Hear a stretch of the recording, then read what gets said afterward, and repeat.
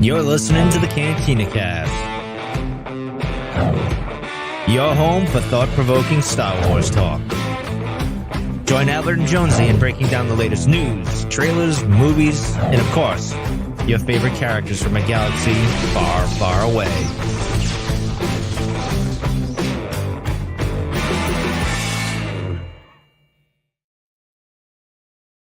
Hello, everyone, and welcome to the Cantina Cast. My name is Albert Padilla, and this is episode 425, our Obi-Wan Kenobi series character breakdown of Darth Vader. So, pretentious of us, maybe, but we thought it'd be interesting to at least talk about Darth Vader during this series specifically. We had a character dissection that we did recently for Patreon, where we looked at Reva as a character and kind of talked about her journey beginning to end, talked about a lot about her maybe psychological state throughout the series prior to and even after. And this one may not be as scientific, but there is certainly a lot to discuss here. And with a character like Vader, I mean, this is kind of it's a big nut to crack. And so we're going to just take this one chunk of it and really kind of look at where this character started and where they ended at the very end of this, and really get to the bottom, the question that everybody's wanting to know the answer to. And was that Anakin Skywalker that surfaced there towards the very end when they're in their final battle? And speaking of rappers, no, I'm kidding. That's an inside joke. We were talking about rapping before the show started, but, Jonesy's with us tonight. So Jonesy, thanks for being here. Glad you can make it. How are you doing? I appreciate it. I'm doing well, man. Apparently, I was recently informed my life is a party, but I think my ticket got lost or my invitation got lost in the mail somewhere, and I'm just failing to recognize this party of my life. So, okay. I think maybe it was directed to you. I think your life is a party, not mine. Yes, that is very true. Yes. Are you quoting lyrics here? No, actually, I'm not. Speaking from the heart. Okay. Well, thanks for being here. This is going to be an exciting show. At least I hope so. It's always an exciting show when we're around. I mean, taking notes of who's I'm taking notes who's in the chat. Yeah, I can tell when you're doing that. So I didn't mean to catch you off guard there, but how you doing tonight? Doing great, man. It's anytime you come back and start talking about Vader, it's always it's a little intimidating, not going to lie, because there's so many really, oh gosh, so many people have done it, first of all, and we've done it, and the show has done it before in the past, but you know, anytime you cover a really high profile character, a lot of opinions that go into it, but you know, it's worth doing though. I mean, especially for the Kenobi series, you know, this was a different type of Vader, and quite frankly, a Vader that we've all been waiting for a very long time. And so I think it's worth taking that next step and digging a little bit deeper here and seeing what we can uncover about the man that used to be Anakin Skywalker. Yeah. No, this should be fun. And you're right. I mean, this is such a prolific character and someone that is multi-layered, has many dimensions to them. And so hopefully we'll do them at least some justice, at least in the small slice of life for him that lasted all of about, what, a couple days, maybe? Right. Maybe a week, if we're being serious here. So, okay. So before we get into that, do we have any news?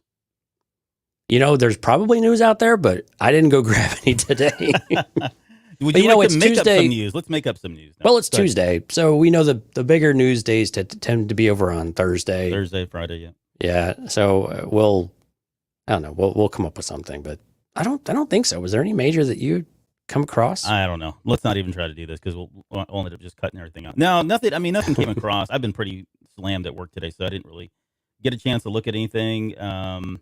Yeah, nothing's popping up on the Star Wars website. So, all right. Well, let's just get that. But you know, we do have every week is we have Patreon subscribers, and a huge thanks to our now part of the tribe members, Mike, Kathy, Rob, Lauren, and Dante. And then, of course, our Delusions of Grandeur tier of Rod. Thank you all so much for your special contributions to the show. And what's really exciting is that we put a post out there to these tier of Patreon members to see if they were interested in coming on to the show with us on this coming Thursday to do a top 3 moments for Obi-Wan Kenobi. And so far we've had a couple of takers on that. We're waiting to hear back on a third, but that's super exciting. So we're going to take a look, and we're resurrecting an old favorite of yours, actually. Yeah. So we've been talking about this show where we bring Patreon members. And I think before we were calling it like happy hour or a party or something. We're going to rebrand the From a Certain Point of View name. And so that's what it's evolving into this now. So we'll bring the Patreon. Yeah, it's more of an folks. evolution, yeah, because Yeah. it still fits the mold quite well. Sure. Yeah, it's and we can really use it about for a giving you- variety of things. It opens us up a little bit here too. Yeah, it definitely gives us an ability to kind of hear back from you on a lot of different levels. So that'll be a programming note. That'll be in 2 days here. We'll record that with our special Patreon members, and we'll release that onto the Patreon feed. So exciting. Should be a lot of fun as well. And I think that is all. Where can they go to find more about Patreon? Oh, great question, Albert. Didn't see that one coming. Yeah. CantinaCast.com/Patreon will show you all the tiers. We've got, I think, 4 or 5 out there now. So there's a little something for everybody. And again, all of them have great benefits, and hopefully you'll enjoy. And check out the Riva dissection that we did last week. While it's a Patreon exclusive, hopefully you got that on your general release main feed, where we gave you about a half hour of what I think was about an hour and 40-minute conversation. And we kind of trimmed out the beginning part where we do a little show and tell, but really good conversation. And the part that we released was really good, but there was a lot of great stuff even after the fact, or after all of that too. So if you're interested and you enjoy that, or go check that out. And if you enjoy that, why don't you go check out the Patreon site. And I think those all start at the $2 tier. So it's really inexpensive to go do that, even if you just want to check it out for a month or something. Give it a whirl. So cantinacast.com/Patreon. Awesome. Well done. It sounds like you've done that before. Once or twice. Okay. Well, let's get into our main topic tonight and talk about Darth Vader. And so the way I thought we just kind of open this up is really just talk about what did we learn about Vader in the series. Like I said, Vader is pissed.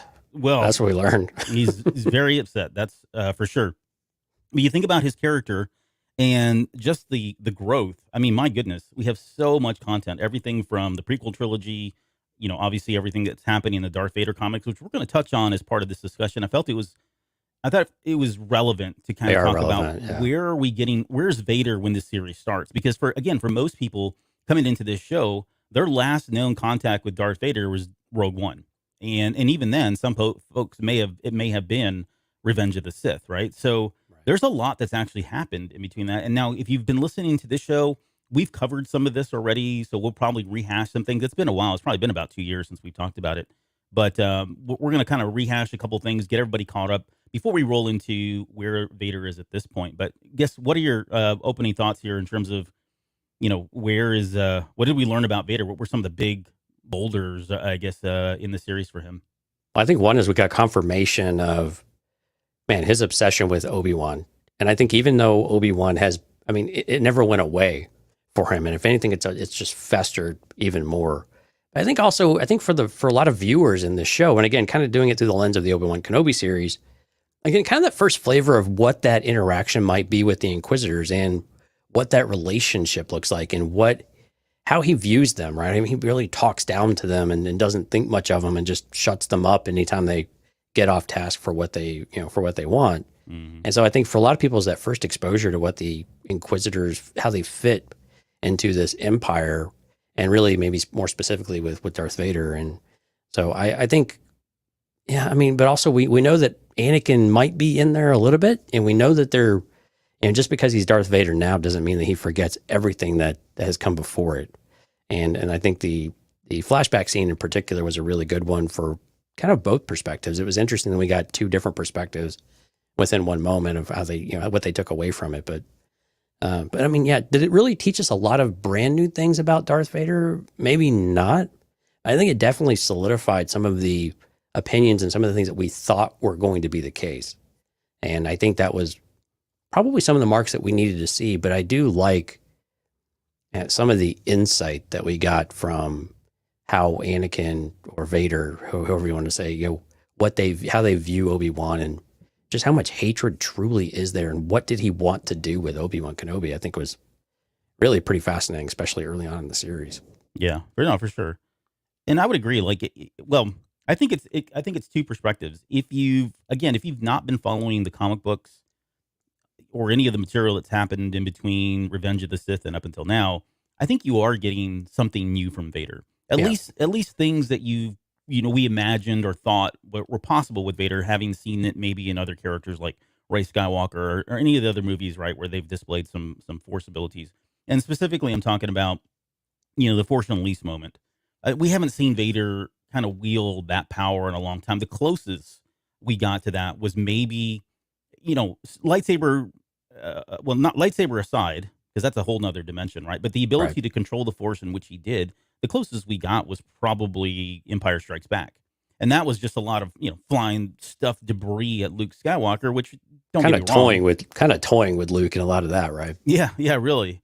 But it wasn't to the caliber of this. I mean, and we'd already been teased with somebody like Rey, and Ahsoka did it as well, being able to stop a ship like that and then coming back to it. So I think we got to see there was a reaffirmation that Vader is a very, very powerful character, and we're arguably seeing him at his height. And we'll talk. And I truly feel this is probably the strongest he is. Although maybe it's debatable here in a little bit, but I think this has got to be one of the high points in terms of his Force abilities, and I'll come back and explain why that is in a little bit when we get to some of the history and what's happened prior to these first 10 years. So the Force abilities, I think, stood out. I think the obsession part of it is, and I think it's a series of obsessions that we see. Yeah. We see what we didn't see prior to this was this Padme obsession. I mean, we saw it with Revenge of the Sith, right? But I don't think a lot of people realize that after that happened, he was still in pursuit. Now that the focus and had shifted to, hey, I need to bring back Padme from the dead, or I need to see her somehow, right? And it took him down this really dark path, and I think he learned a lot about himself, learned a lot about Padme, and he kind of closes that chapter of the book. And then the next obsession becomes, of course, Obi-Wan Kenobi. And you could argue that beyond that, there are a couple of different obsessions that happen probably on a smaller level, but the next big obsession, which is very similar to all of these, is Luke Skywalker by the time we get to Empire Strikes Back. So I think from that, I think we learn more about his passion, his desire, his feelings getting the best of him constantly, even in this post Anakin Skywalker form. He's still driven by his feelings and his emotions, probably even more so. Unfortunately, there are really bad emotions, and I think that's what kind of feeds his power, of course. So I think there's a lot of it's still very similar to what we see in A New Hope, though. And I think even in Empire Strikes Back, right, that quick to rush of a decision, where he gets angry when he slams the, Antilles against the bulkhead, or when he, commits that's the system in Empire. I mean, it's still very consistent, though. And even, kill everyone on Rogue, during Rogue One, and, take names and ask questions later on. Mm-hmm. But one of the questions I had for you, though, we were kind of talking about Padme. Was it surprising to you that we didn't get the name Padme at all in this series, even between Obi-Wan and Vader? Yeah, it is. And I think we, when we were talking about, well, I don't know if we did it officially. I think I talked about the Twitter poll that I put out there. What name were we going to hear evoked as part of that last finale? And I had Padme, and then there were a number of people that had guessed Padme. Strong representation there, yeah. Yeah, no, for sure. So I was surprised, because if you think about especially, well, yes and no. So if you think about it from the perspective of where he is at the end of Revenge of the Sith and going into that first comic series, then I would say yes. Kenobi was not a part of that, though. Right, and I think generally that's kind of the perspective that we may have to have on some of this stuff, because that's probably the more general representation of people, right? Right.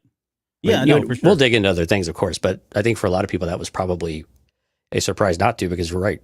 Coming from Revenge of the Sith and being that the emotions are so raw with Obi-Wan, it just seemed natural that Padme would have come up in some way, especially in that really emotional climactic end where Obi-Wan's apologizing, and you would have expected something to come out in that moment. Yeah, no, for sure. I mean, some of it I think makes sense, because for me, the series, again, it really does go back to Kenobi and Vader. So maybe they were trying not to tread into that, because I appreciate that, actually. Yeah, it can lose some focus there, right? Maybe lose some of its potency. But she was such a part of even that relationship, too, no, for sure. She was part of that little triangle there. I mean, all the way into literally the very end, unfortunately. She was still a part of all this. So to that point, I would agree. It is surprising that we didn't hear her name once even mentioned. And we saw her at the beginning during the little, catch-up reel that they did. But beyond that, we didn't get anything. But for anybody that's been out of the loop, again, there is a story that we'll get into here a little bit where he did close that chapter of the book. And I think for him at this point, he's put that behind him. We don't get any mention of that in the original trilogy at all. And there's very good reason for that. So, well, outside the fact that movie was made, 15 years before. Or do you think it was Obi-Wan was smart enough not to mention Padme's name, because he would have just gone completely bonkers? Yeah, that's a good point. I mean, it's kind of a two-edged sword, right? It could go either way. And knowing how unstable he is and how angry and how much, that really pains him, I would tend to agree that it's probably going to lean on the more aggressive side, evoking her name like that. Yeah, or just would have felt like kicking him when he was down, literally at the very end of the series. Yeah, and I think if he was going to say Padme, it probably would have been in that last, like you said, in that last moment there, that last battle, as a way to kind of get through to Anakin Skywalker in some way to connect with Anakin Skywalker because he wasn't getting through to Darth Vader. But I think what he did was Qui-Gon Jinn is agreeing with you there. Yeah, he would have used it as a way to get through to Anakin by channeling Padme. Yeah. Yep. Cool. No, thank you. And by the way, some of the folks have already chimed in on what we learned about Vader. Riss says a more mobile Vader. So yeah, more running around. And definitely more stealthy. And yeah. Horror figure like, yeah.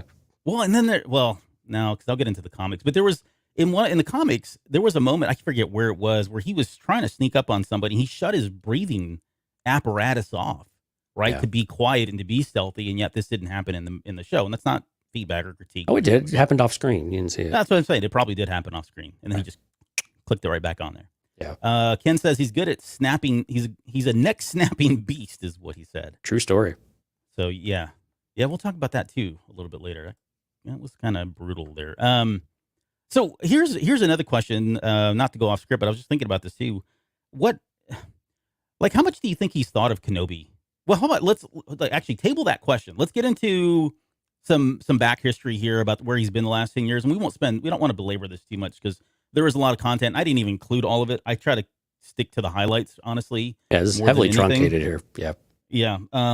So I try to stick to the highlights in terms of what he's been, what's been going on for him for the last 10 years. But I want to come back and answer the question at the end of this of how much has he thought about Kenobi during this time based on what we were talking about. So, why don't you kick us off?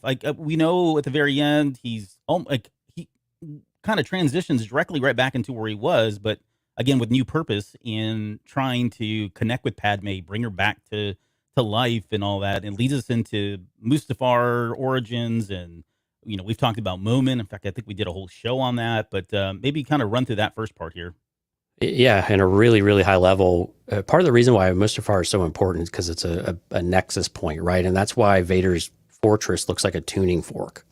And so there's this ability that he thinks can channel and create basically a portal between life and death of sorts, right? And correct me if I'm kind of skewing too far by my generalizations of this hour, but yeah, so he thinks he can reconnect with her, and Moment, of course, has learned how to imbue himself into this helmet, and he has these very unique powers that Vader believes that he can channel and do some of this with. But at the same time, this also goes to when he's doing his saber in some ways too, of how powerful is he and how strong is he. And it's a really fascinating storyline too, because we see visually you basically see Anakin losing parts of himself as he will lose over time as he starts to reference all of these images between Shmi and Padme, as well as Palpatine and his influence over Anakin and his entire life effectively. Since birth, but yeah, I mean, he's still very much fixated on, is there a way that he can become powerful enough and strong enough to somehow bring her back from death?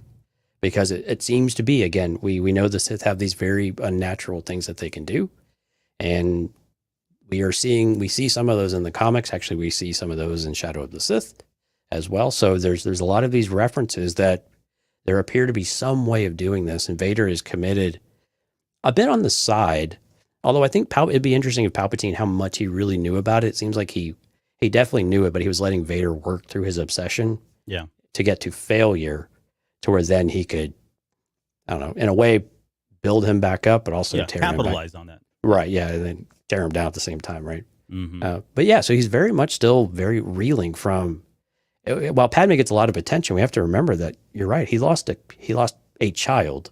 He didn't know he lost children, but he lost a child. And while it's fixated on Padme, I think that's the part of his brain that's not really thinking about that part of it as much. He's just really fixated on Padme. I think it would probably completely break him.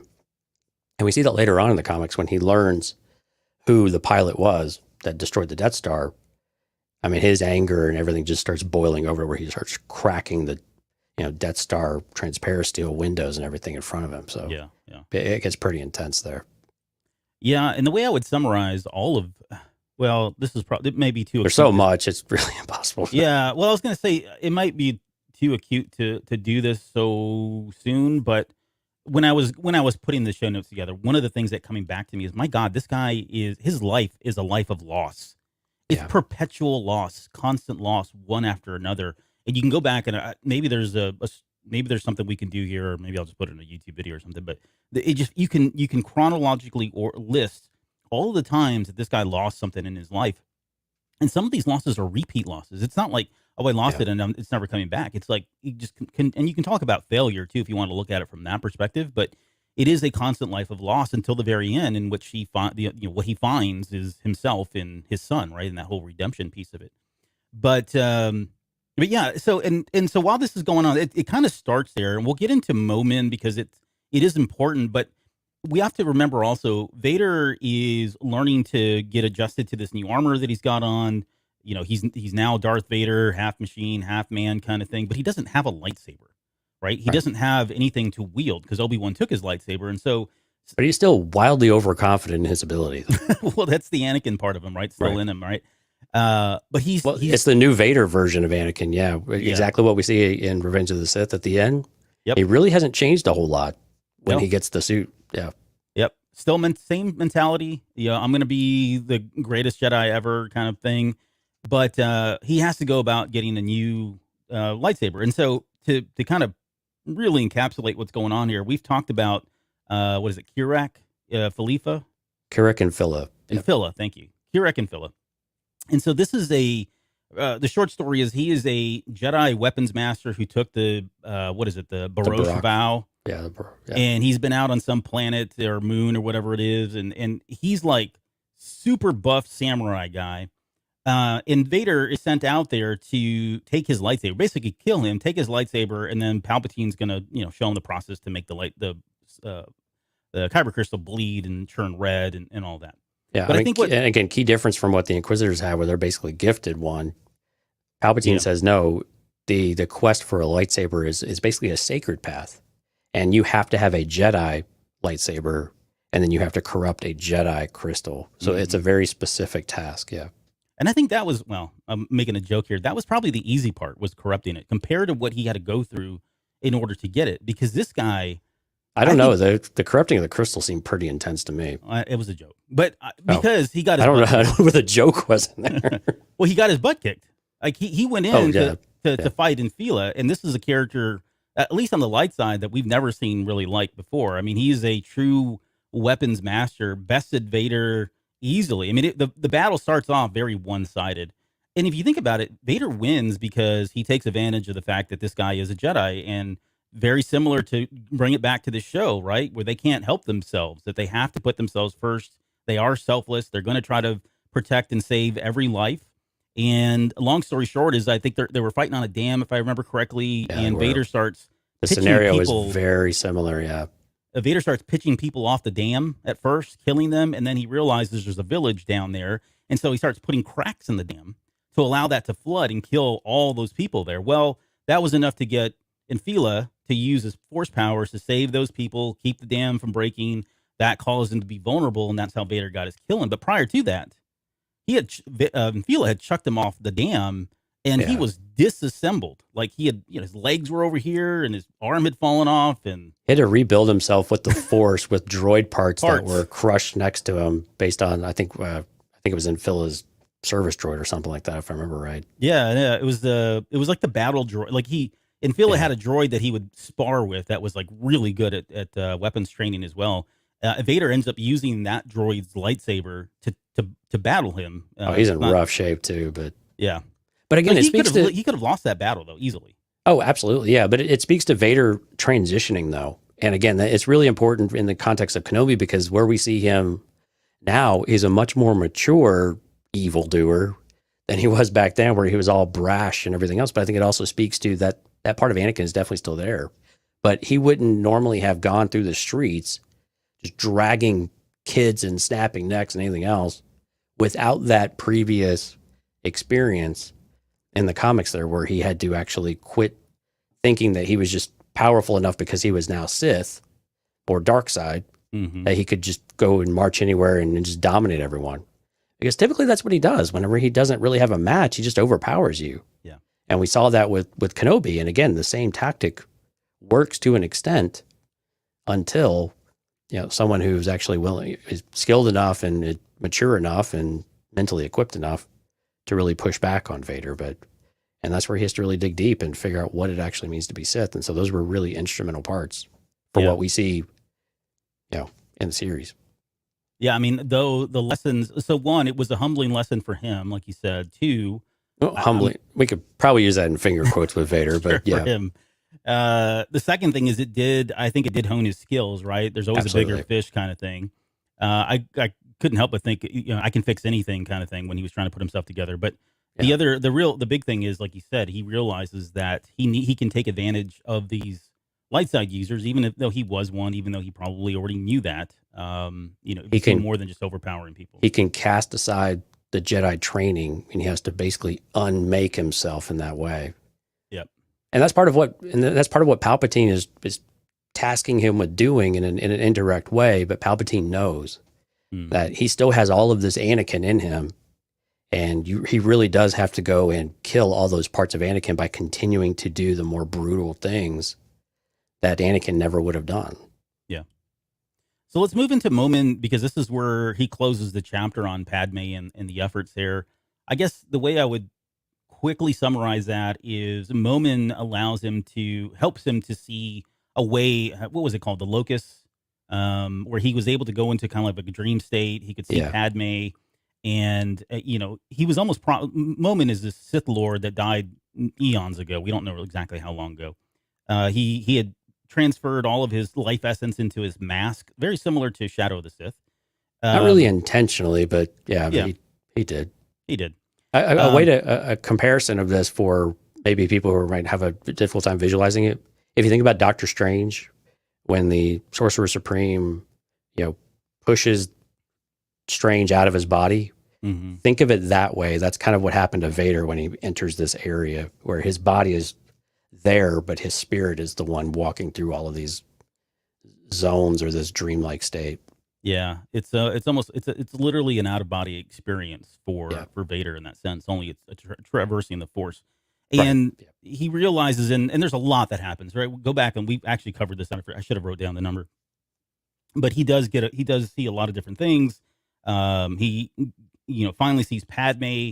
I think she pretty much in that dream state says, "Leave me alone, let me go." And and that was enough for him to cut her off and feel like, okay, I'm not going to go down this path. It's not going to go where I think it's going to go, etc. And it ends with him seeing the light. Right, he sees Luke Skywalker, even though he doesn't know it's Luke Skywalker. He sees a blue light, and it's representative of Luke, and that snaps him out of it. But it's at that moment that he realizes, okay, that part of me is never going to happen again. He ends up using all of his anger and everything to kind of bleed that crystal, and that's where he moves on. So like I said earlier, when you asked the question of was it surprising that he didn't say Padme's name was never mentioned in the series? Yeah, I think it's surprising, but I think it aligns with where he is in the finality of that series of comics. And was that Charles Soule that wrote that one? I forget now. Or was that before? Yes. Okay. Yeah, no, this is all Soule. So this is Charles Soule. So this is basically starting around issue 23. I'm trying to get the episode number we did. It was back in 2019. Yeah, so it's been 3 years since we did this. Oh, wow. Okay. Oh, episode 261. There you go, 261. And go tell Search us that on the website. Search that on the website. You can go find it, cantinacast.com. Yep. I'm sure we got everything wrong on the recap there. Okay. Probably. So from here, right, he's no longer obsessed with Padme or any of that stuff, but this is where Vader says, okay, you've got a new kind of job here. I'm going to put you in charge of the Inquisitors. And I think another really key thing, I don't know that it really surfaces in this scenario or this series, but prior to this, no one knew who Vader was. Or you think about it, Vader was, Anakin Skywalker was dead for all intents and purposes. And now this person named Darth Vader is running around, and he's a Sith Lord. And there is a key moment in there where Palpatine introduces him and basically says, look, he says what I want him to say. He acts as me whenever you hear something from him or there's a he's command my that's voice, coming basically. From, yeah. Just assume that it's coming from me. And this ruffled the feathers of a lot of people in the Imperial Army. And this doesn't play out very well for him. Although Vader makes the best of it through lethal force, but he's constantly has all these people against him. But being put in charge of the Inquisitors is a task that I don't know. Like, I get the importance of it, but man, talk about the job that he just hated. Like, he already hated his life, but man, talk about getting stuck doing a crap job by your boss. This was definitely one of them for him.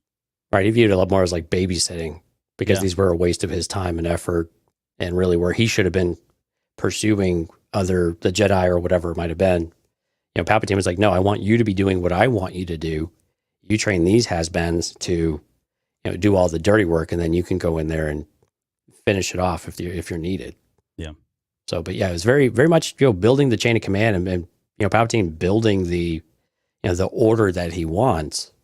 But Vader, of course, had a very different representation of what this new galaxy was supposed to look like, of him and Palpatine basically side by side doing this all together when it doesn't feel like that. Right. So on top of this, now he's got this crap job where he's got the has-beens, which I hadn't thought about that way, but they really are. The dropouts, if you will, of the Jedi, the quitters. He's got to go train these guys. And on top of that, he's got everybody, a lot of the higher ups in the Imperial Army really at odds with him because he doesn't even have an official rank, right? He's like, what was his title? It's not, he doesn't have like a commander, admiral title. There was something, I can't remember, it was like, I don't know, charge of the armed forces or something like that. It was something weird. It was something just general. And yet he suddenly just kind of got surfaced to the top of power for them. But one thing before we move on to kind of the next phase of what he's going through, there was a moment in there that I had forgotten. I think we talked about this too when we covered that arc, but he cuts the six brothers' arm off, and he tells them that is he cuts, and it's almost like out of nowhere he does it, right, to kind of make a statement in front of everybody else. But he cuts his arm off, and says that's so that you can you can learn the lesson of loss, which plays back to what I was saying earlier, where it is just constant loss for him. But I found it very similar to what Reva does, right? It's almost echoes that, where she cuts the hand off on that one lady and says, "I'm doing this so that you'll always remember us," kind of thing. And there are other things too, as I was going through the show notes, that I'm like, oh, Reva did the same thing that Vader did. And we talked about that as far as the parallels that existed in the character dissection, but there are probably more and more of them that I'm sure if you dug into, they've Easter egged them in there. But yeah, what's interesting for both characters is they both view that as mercy in their own ways, right? Yeah. I mean, Vader, the fight was kind of over when he did it to the brother, but still, it was like, well, it was better than what he deserved. Yeah. Well, and I don't know if you want to dig up that one, but we did cover that story too. So somewhere in the... That was towards the end of 2018. Yes. Oh, was it? Okay. There were a bunch of comic episodes in November, December 2018, and then beginning of 2019. So see, we had the foresight to do those shows, knowing that this day would come to talk about Darth Vader and tie it all together. So if only we remembered them better. Right, exactly. Okay, so from there, he goes through a series of assassination attempts. Like, he's got all kinds of people trying to kill him left and right. And that arc is very interesting because you are interested, like, who the heck is even out there trying to kill him? Like, why would they be trying to kill him? Right. And the really cool, sad, awesome, depressing thing is that he finds out that of all the people, it's Palpatine. Like, Palpatine has actually gone out and has hired different people, bounty hunters, and whoever else. I forget now who all was involved in this, but they were out there trying to kill him. Like cyborg Jedi, basically, at one point too. Mm-hmm. And he never tells Anakin. And when when Vader finally confronts him, he's like, "What are you trying to teach me a lesson here?" And he's like, gets on him and it's like, "No, I'm not teaching. I don't teach anything." I'm paraphrasing, but he says, "I don't teach anything. I train."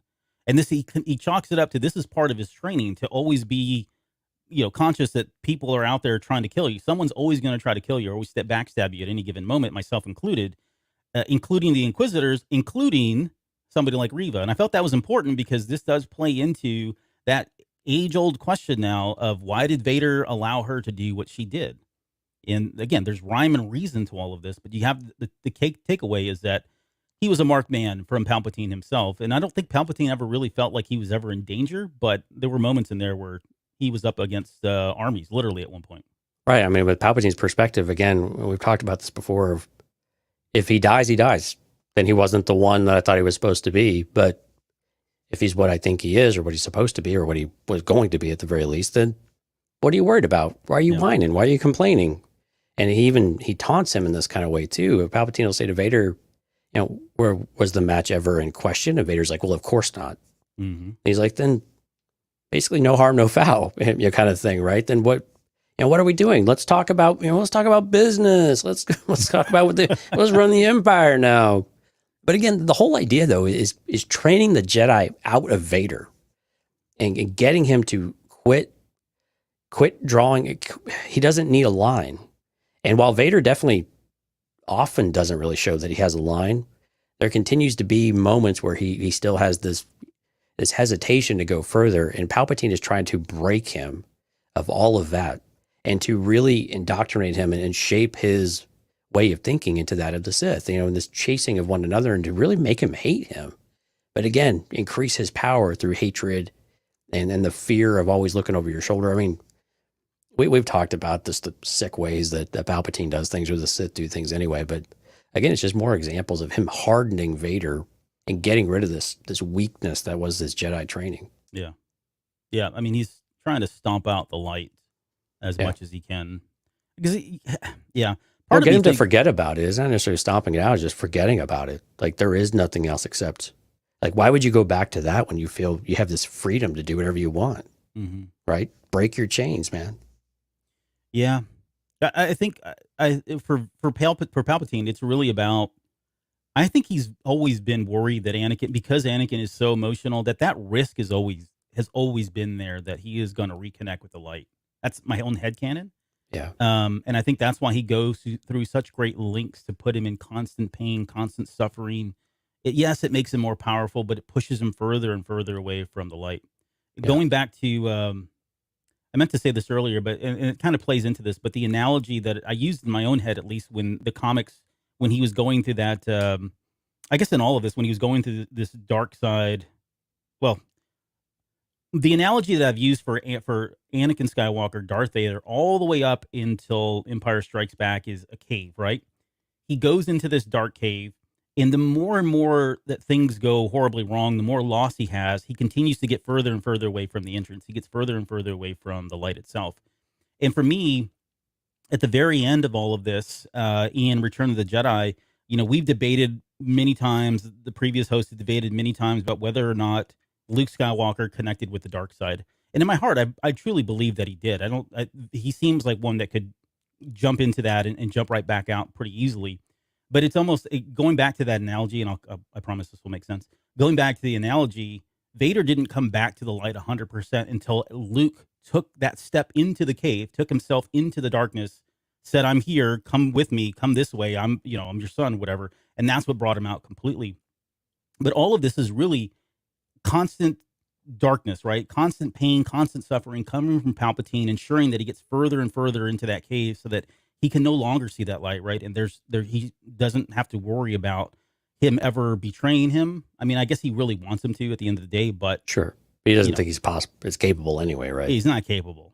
But the thought of family and Palpatine knowing just how important family means to him, especially knowing that his son had survived and his daughter. Well, not that he knew all that, but knowing that if the son of Skywalker was to, be alive, it could, whatever the quote is. I mean, he's indirectly, very subtly saying, "Holy crap, we got to kill this kid, because if you find this out and you connect with them, it's not going to go my way." Okay, right. So when Palpatine likes the idea of Vader being a caged animal, as long as that caged animal has direction. And I think that's another thing to remember, is that Vader can have all of his pent up rage, but the Emperor still wants to point that at something and someone or some people to make sure that it's focused in the right place. And that's where he has to continue to remind Vader and put him in his place that says, here's your scope. And we see that at the very end of the Kenobi series, right? When, he starts to egg him on about whether or not, his obsession with his old master has started to make him weak. Right. And it's just a way of, again, putting the animal back in its cage a little bit and refocusing that I'm going to point you in the direction. You don't just get to decide whatever you want, and you don't think for me. I am the Emperor. Yeah. Right. You don't know what I want. You're not listening. This is what we're going to do. Mm-hmm. And so again, it's more of that. He likes the feral state that Vader can be in, but only when it's at his doing and at his will and in his service. Just quickly on the chat, Ken says you can never extinguish the light.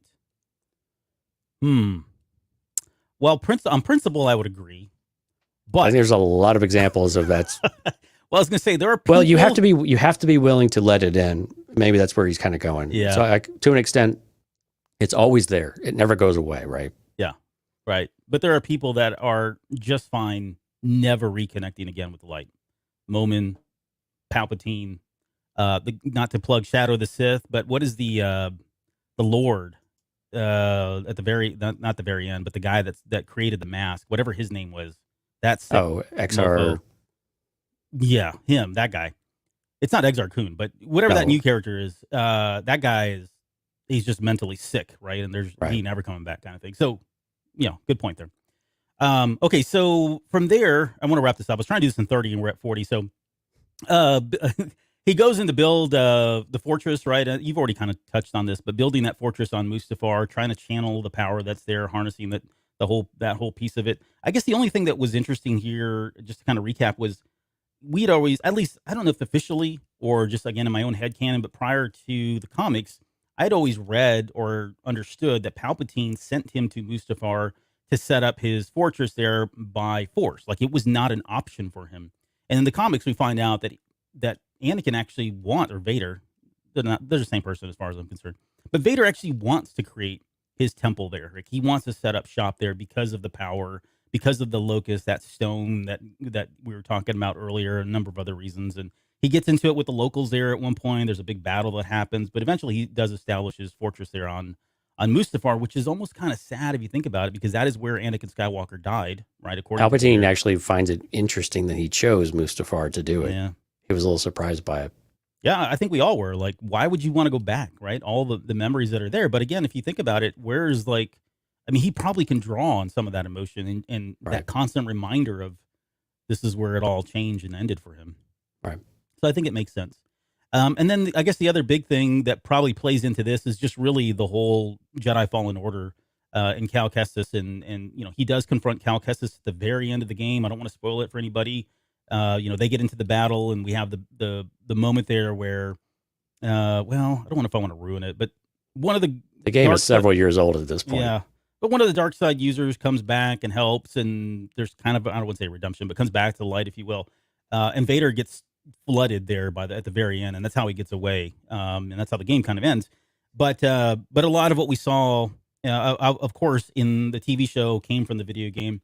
And I think for Vader, it's just it was a way for us to understand that he is on a new mission right now, which is really just about helping the Inquisitors and tracking down Jedi. We didn't talk about Eoth Koth, and I can't remember some of the other Jedi that he went after and killed, but up until this point, he's done a number of these guys in and is continuing to do so. I mean, he has a literal list of all the Jedi that he's hunting down and looking for. Yep, he takes out Jocasta Nu too. In a way. I was gonna talk about that one, but we did a show on that one too. So yeah, we did. Yeah, she was a tough cookie to crumble. I don't know. That makes sense. Okay, so enough about where he was. So all of that said, okay, he went through. And there's a lot in there that we didn't talk about. There's some stuff that we didn't mention at all. But the question that I had posed at the very beginning of this was, how much has he thought about Kenobi, if at all? Every single day. Yeah, and it doesn't come up though.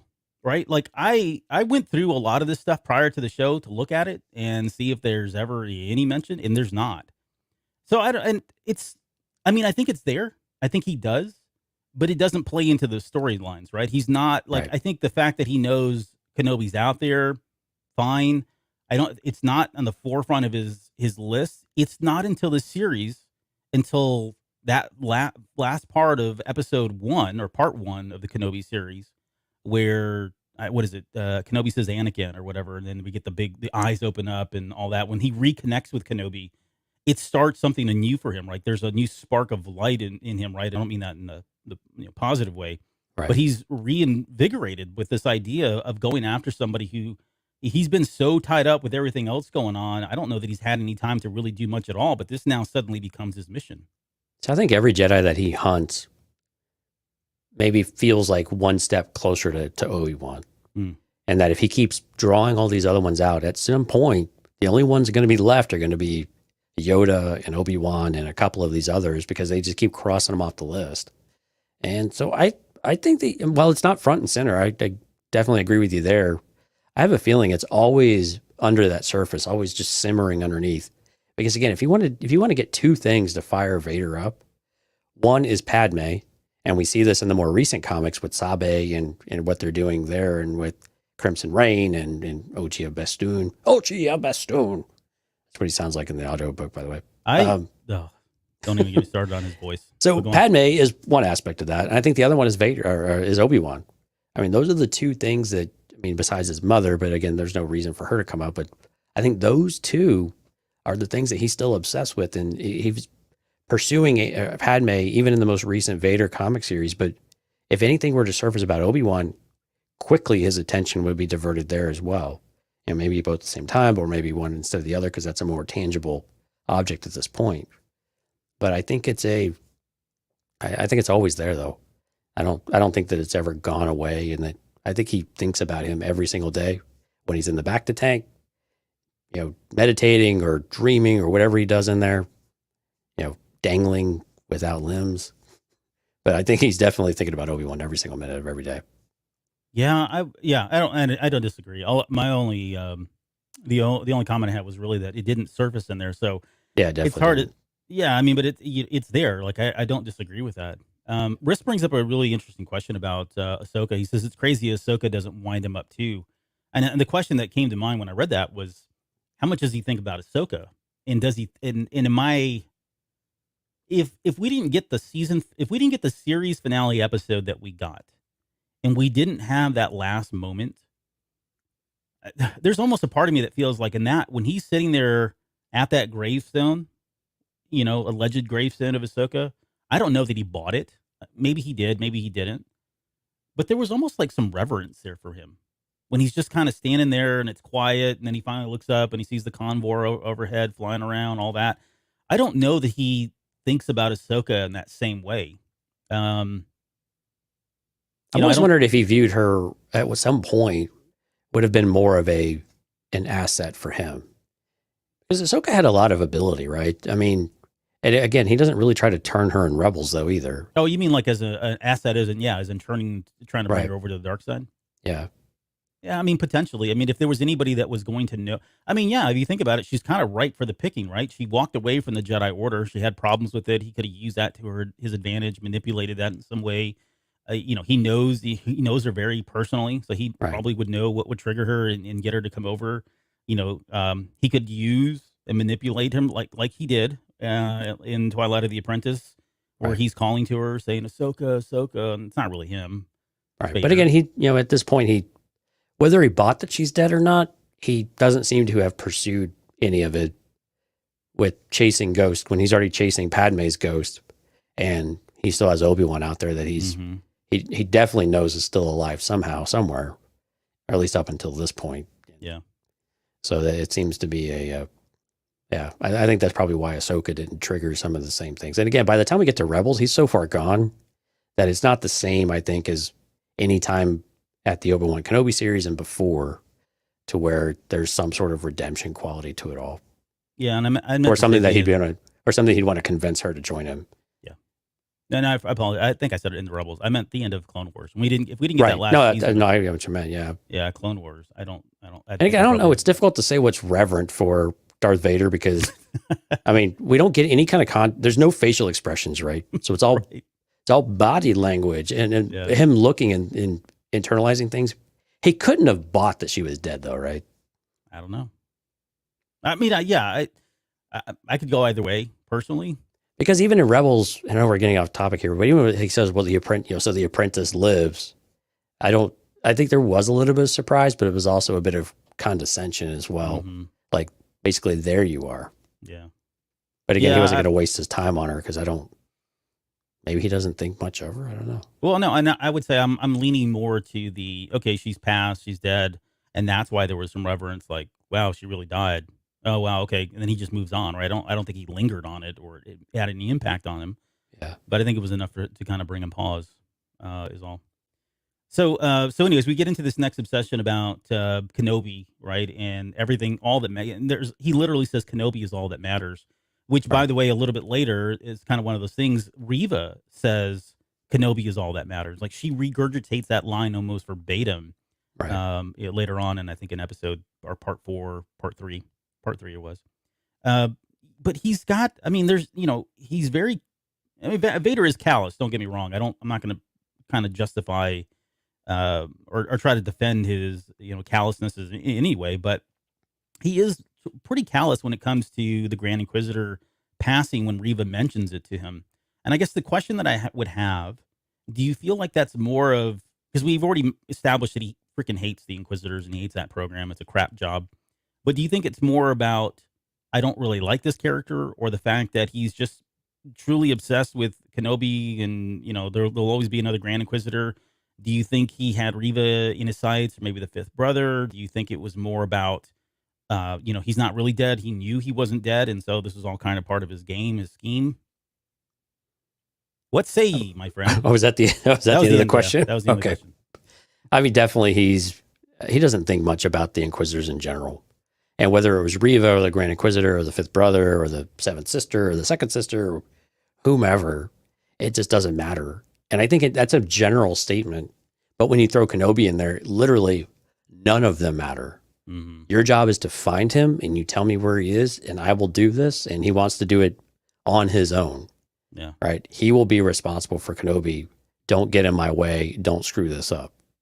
And he would, I think in a heartbeat, he would take out any of the Inquisitors himself if they thought they were going to take Obi-Wan down before he would, or if they were going to any kind of way use that against him. I mean, he would have no hesitation to just run them through and probably do a lot of other mean things to their bodies. But yeah, I think we drew the analogy to Marchion Ro and somebody stealing his fall of Starlight Beacon, right? You're not going to take my kill that way. That's mine. Exactly. Yeah. That's a great comparison. So and what we learn, I guess, the obsession becomes, and I have no doubt that Vader does this already, but it seemed much more sinister, even from the comics perspective, right? I mean, we talked earlier about the example of him killing people and potentially flooding them and drowning them.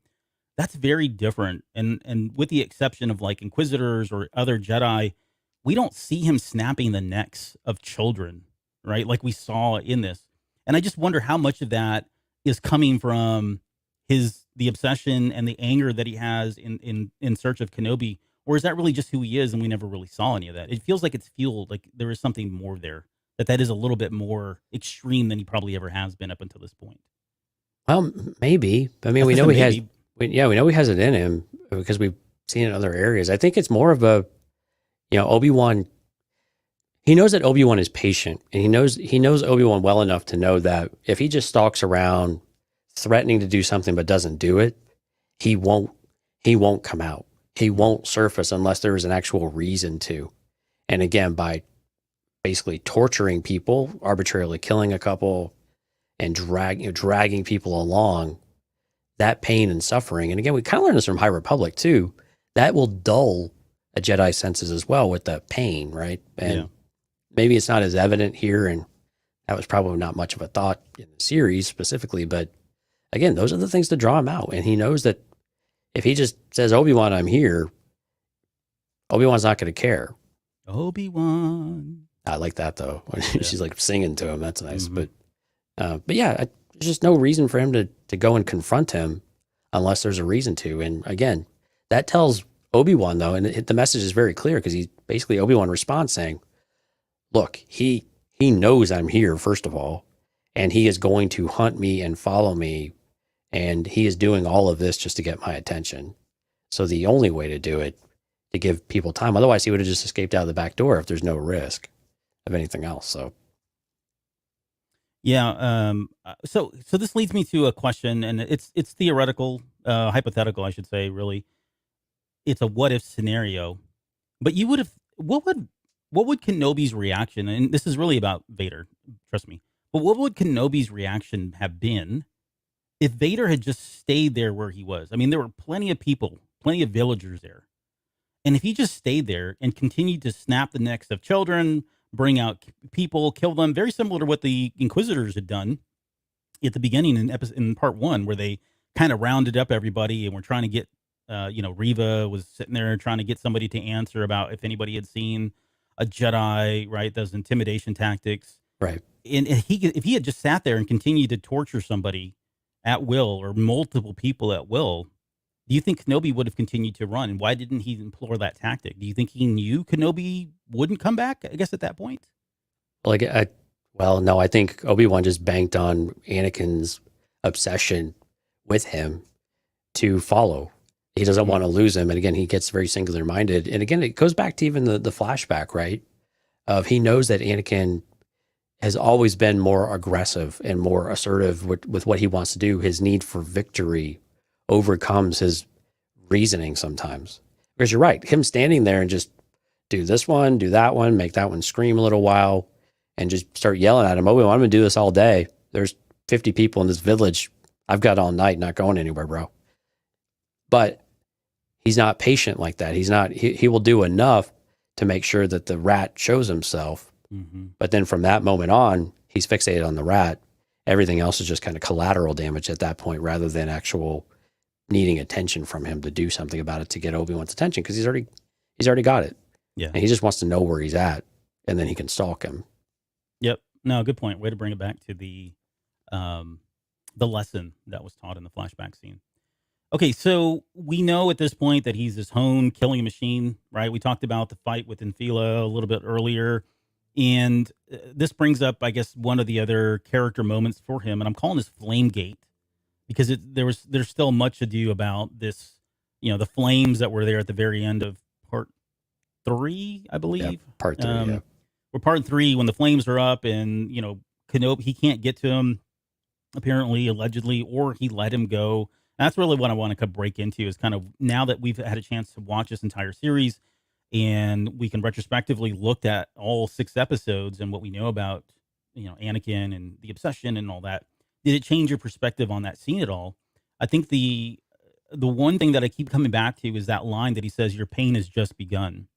And when he says that, I do believe that he allowed him to leave, right? Like, right or wrong, it feels like he made him suffer, right? He pulled him, dragged him through the flames.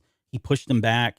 And of course he could have just pulled him forward, right, through the flames, and he probably would have lived and all that. But it does feel, like we said at the time, it feels like a cat and mouse kind of thing. But I think people still feel like, oh, they were just trying to make a way for Anakin or for Kenobi to escape by throwing the flames up, when Vader could have just went around the flames, or he could have used the Force to jump over the flames, or he could have used his Force power to send, all of the stormtroopers over, right? If he can pull down an entire shuttle, why couldn't he just send the stormtroopers over the flames and then get Kenobi, right? So, and I get it. I mean, I get the logic. I get some of the reason in here, but I think it comes back to the line of, your pain has just begun. I think he really was wanting he had a long kind of term plan in mind of what he was going to put Obi-Wan through for what he did to him. Right. And I think we said this in that episode on the recap for it, was that in Vader's opinion, Kenobi's broken. I mean, he's afraid, he's weak, he's not a threat at all. He doesn't pity him. He looks at him like, you are nothing like Old the man. person I used to know. Yeah, you're old, there's nothing redeeming about you. You're a Jedi. It's almost disgust in that kind of way. And so I completely agree. It's a bit of the cat and mouse. Like, he didn't think he could go anywhere. Like, where do you have to run? There's nowhere to go. And so I think he was just willing to continue to feed off of that. I don't know what kind of sick feeling that might be, but knowing that he is completely, and he's instilled this fear in Obi-Wan directly, and that Kenobi is on the brink of despair in a lot of ways, which he definitely is. Is things that are feeding Vader's anger and feeding his pride and feeding all of this. He's savoring as much as he can, because he knows when he gets him in his clutches, yeah, that'll be fun. But no, this is a lot of fun right here. Just watching him struggle through these coals and catch fire like he did to me, and this was an unexpected bonus as far as Vader's concerned. Mm-hmm. So he'd like to do more of it, I think. Yeah, I mean, I think that was just, like, I take him at his word, right? That was just the beginning. Who knows what he would have done to him? He would have kept him alive for a long time. Yeah, and I almost think like he would have put him, like, as sick as this may sound, but I can see a scenario where he puts him in the state, like that was the first part. Okay, first I'm going to burn you.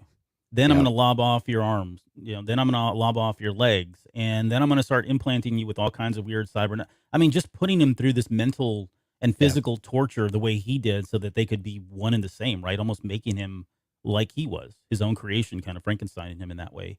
Absolutely. Yeah. I think that's very plausible, given I how think angry he was. I think it's highly likely. Yeah. I think that's where the Inquisitors didn't quite give Vader enough credit for it, that your death will come soon enough. No, it wouldn't. Mm-mm. And again, that's part of what they don't understand. And I think that's part of Vader's disdain for them, is that there's no way they can understand what this person has done for me and this person has taken from me. He took everything from me. Yeah. And so I mean, they can never understand that. They can understand on some level, but not to that way, at least not in Vader's eyes. Mm-hmm. Risk has a question in here that I want to come back to because it's actually, I have something in the show notes that's similar and kind of echoes this, but he says, so my dad brought up an old samurai code where Obi didn't technically know if Anakin was dead on Mustafar and left him alive. So Vader did the same thing to keep the code. And I think what he's referring to is that last battle, the second battle where Obi-Wan kind of walked away. But and vice versa, really. But we'll come back to that in a second because I got a question that kind of plays into this a little bit here in just a bit. Okay, so let's move on to his relationship with Reva during the series. And I think I touched on it earlier, but the question I have out of the gate is really about, when do you suspect that Vader knew that Reva was on some mission of some sort, whether he knew the intent or the motive behind it? It sounded like he probably had, maybe it was through the Force that he felt this or saw something, a vision of sorts, right? But when did he know that Reva was coming for him? Or do you think that's just part of, like we talked about, with there's always assassins after him, right? He just has to be weary of everybody because of the lesson that was taught to him by Palpatine.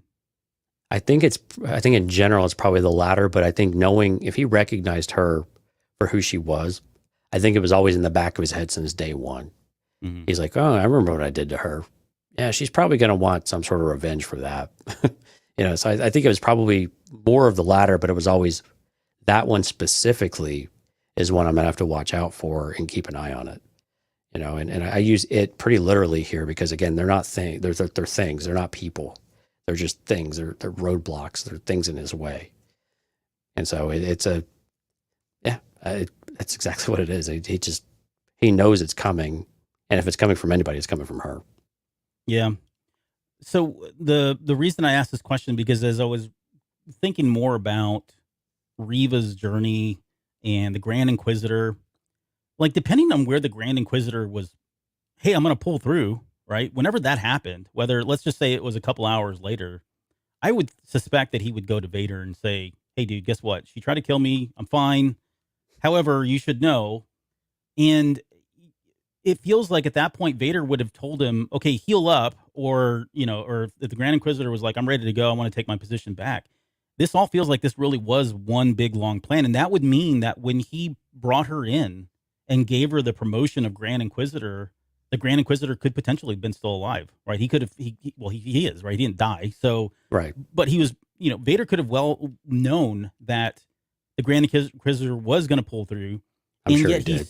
That's the part, that's what I want to bring up, because I think that's very interesting that Vader then decides to promote her, knowing, one, that she's trying to kill him, maybe as a test to see, okay, now that you've got the power and you've got the position, and when are you going to actually do this? And it seems very passive in terms of, oh, well, the Grand Inquisitor died, so you did really well, and he plays her up and says, what did he say?